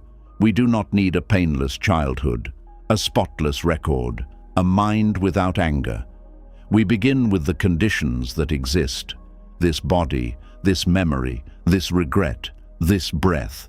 The path does not wait for us to become pure before we enter it. The path is how we learn to walk wisely through what is already here. The young monk visited the lotus every morning. He began speaking honestly about his past when it was useful, not to gain attention, not to punish himself, to help young people who believed one bad path had become their whole life. He told them, I caused harm. He did not hide behind excuses. Then he said, I am still responsible for what I choose now. Some people trusted him less after hearing the truth. This hurt. But honesty was part of the new life he wanted to build. Others listened because they knew he understood temptation. His wound became a door through which compassion could pass. This does not happen automatically. Pain alone does not make us wise. Some people suffer and become cruel. Some become closed. Wisdom grows when suffering is met with awareness. Like a lotus seed in mud, it needs conditions: honesty, compassion, patience, good teachers, the willingness to begin again. Perhaps you are ashamed of where your roots have been. You may come from a painful family. You may have made choices you regret. You may carry memories you wish no one could see. Do not confuse your beginning with your final form. The mud is part of the story. It is not the whole flower. You can acknowledge harm without making shame your home. You can honor pain without building your identity around it. You can rise without pretending you were never below the surface. The lotus opened wider each day. People came to see it. Some admired only the petals. Maya invited them to look into the water too. Do not forget what holds the roots, she said. The beautiful and the difficult belong to the same life. This was the lesson. We often divide ourselves, the parts we show, the parts we hide, the qualities we call spiritual, the feelings we call bad. But healing asks us to become whole, not perfect, whole, to see the anger and understand what it protects, to see the fear and offer safety, to see the shame and choose responsibility, to see the tenderness that survived beneath everything. One afternoon, a child entered the garden with her father. She was about 7 years old. Her mother had died during the previous rainy season. The father brought her to Maya because the child had stopped asking for food. She stood beside the lotus. For a long time, she said nothing. Then she looked at Maya and asked, "If beautiful things can grow from pain, does that mean pain is good?" Maya felt the question enter deeply. The old monk sat nearby. The young monk stopped walking. No one wanted to give the child an easy answer. She looked again at the lotus. Then she asked the harder question, "Why do beautiful things have to suffer at all?" And the next story began inside the silence that followed. The child stood beside the lotus and waited. Her question remained in the garden. Why do beautiful things have to suffer? Maya looked at the girl's father. His face tightened. He had brought the child hoping Maya would help her eat again. He had not expected this question. Adults often fear the questions of grieving children, not because the questions are foolish, because they are honest. They ask what adults have learned to hide beneath explanations. Why did she die? Why did this happen? Why did love not protect her? Why should anything beautiful suffer? The child's name was Lila. Her mother had become ill during the rainy season. At first, everyone said she would recover. Then people began speaking quietly outside the room. One morning, Lila woke and found many sandals near the door. Her mother's body had been covered. No one allowed Lila to see her face. They told her that her mother had gone somewhere peaceful. But Lila did not want peace somewhere else. She wanted her mother at home.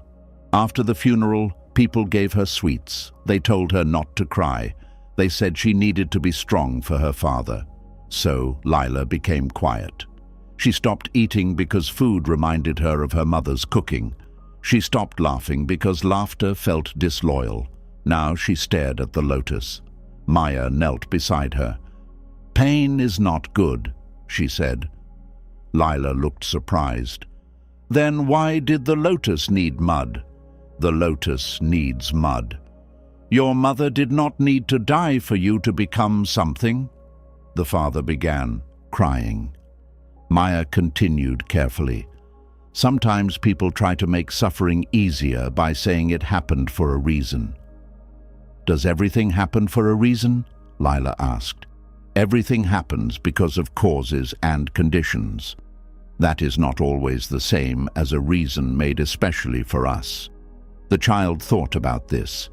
Buddhist teaching does not say that every painful event was planned to teach us something.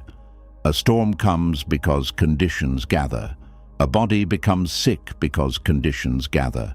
People make harmful choices because of ignorance, fear, anger, and many other conditions. Life is not always arranging lessons for one person, but wisdom can still learn from what life brings. This does not make the pain necessary. It makes transformation possible. Leela asked, "Could my mother have stayed?" Maya answered honestly, "I wish she had." The child waited. Maya did not say more. Sometimes, "I wish she had" is more compassionate than 100 spiritual explanations. It joins the person in the truth. It does not defend death. It does not tell the grieving heart to become reasonable. The old monk walked closer. He sat on the ground so his eyes were level with Lila's. He picked up a flower that had fallen from a nearby plant. "Is this flower beautiful?" he asked. "Yes, it has already fallen." Lila touched the petals. "Was it less beautiful because it did not stay?" "No." "Would it be more beautiful if it stayed forever?" Lila thought. "I do not know." The monk said, "Things are precious partly because they cannot stay." Lila became angry. "Then I do not want precious things." The monk nodded. "I understand." "No, you do not." He did not argue. "You are right. I do not know exactly how your pain feels." Lila looked at him. Adults rarely admitted this. They usually told her they understood. Then they explained her feelings. The monk continued, "But I know what it is to want someone back." "Who?" "My teacher." "Did he die?" "Yes." "Did you cry?" "Yes." "Do monks cry?" "Yes." Lila looked relieved. She had believed spiritual people did not hurt. The monk said, "The Buddha taught that suffering exists." He did not say this because he wanted people to become sad. He said it because pretending does not protect us. Lila asked, "Can Buddhism bring my mother back?" "No." "Then what can it do?" "It can help you carry the love without being destroyed by the loss." Lila looked at the fallen flower. "How?" "Not all at once." This answer mattered. Children and adults often want grief to become a task, something to complete, a lesson to understand, a door to close. But grief moves like weather. It comes strongly, then softly, then suddenly after a quiet season. The path does not force grief to finish. It teaches us how to remain present while it changes. Maya asked Lila, "What do you miss most?" The child answered quickly, "Her hands." "What about them?" "They were warm." The father covered his face. Lila continued, "She touched my hair when I could not sleep." Maya placed her own hands open on her knees. "Your body remembers that warmth." Lila nodded. "Sometimes remembering hurts." "Yes. Sometimes it may also comfort you." "Not now." "That is all right." Maya did not ask the memory to become beautiful before Lila was ready. This is another mistake people make. They rush grieving people toward gratitude. They say, "Remember the good times," but good memories can hurt most in the beginning. Compassion does not decide when pain should become sweetness. It waits. The child touched the lotus. "Will this flower die?" "Yes," Maya said. "When?" "I do not know." "Then why love it?" The old monk answered, "Because it is here." The garden became quiet. Because it is here. This is the heart of mindful living, not loving because something will stay, loving because it is present now. We often withhold love because we fear loss, but refusing to love does not defeat impermanence. It only removes warmth from the time we have. The Buddha taught people to see arising and passing clearly. A breath comes, a breath leaves, a flower opens, a flower closes, a person enters our life. One day, the form of that relationship changes. Awareness does not make these changes painless. It helps us stop demanding that love and permanence must be the same thing. Lila began visiting the garden each morning. She watched the lotus. Some days she spoke to it. Some days she became angry at it for being beautiful when her mother was gone. Maya allowed both. One morning, Lila brought a bowl of rice. She ate beside the basin. Her father watched from a distance. He did not praise her. He knew eating was not proof that grief had ended. It was simply one small return to life. The lotus began losing petals. Lila saw the first one fall. She cried. Maya sat beside her. "I knew it would happen," Lila said. "Knowing does not stop sadness." They watched another petal fall. Lila placed the petals inside her mother's old cloth. "Am I holding too tightly?" she asked. "Maybe." "Should I throw them away?" "Not until you are ready." Buddhist non-attachment is not forced separation. It is learning to see clearly when holding becomes suffering. Lila kept the petals for several days. Then one morning she carried them to the river. She released one, then another. She kept the final petal, not because she believed it would last forever, because she wanted to hold it a little longer. This too was allowed. The middle way makes room for human timing. Perhaps you also ask why beautiful things suffer. There may be no answer that makes every loss acceptable. Some questions should not be closed too quickly. They keep the heart honest. But this story offers one truth. Suffering does not cancel beauty, and beauty does not justify suffering. They can exist in the same life without explaining each other. A person can be wounded and still worthy. A life can be short and still complete in its own way. Love can end in grief and still have been love. Weeks later, Lila returned to the garden. The lotus was gone. Only the dark water remained. She looked at Maya and asked, "Will another one grow?" "Perhaps." "When?" "I do not know." Lila smiled a little. For the first time, not knowing did not feel like punishment. It felt like an open space. She looked toward the old monk. He was sitting beneath a tree. Long ago, another child had asked the Buddha a question much like hers, a question about suffering, a question about why the heart must love what it cannot keep. The old monk said, "There is a story about the answer given beneath a tree." Lila sat beside him. Maya sat too. The dark water moved gently behind them. These stories have shown us that silent pain does not mean weak faith. It means the heart has carried more than words could explain.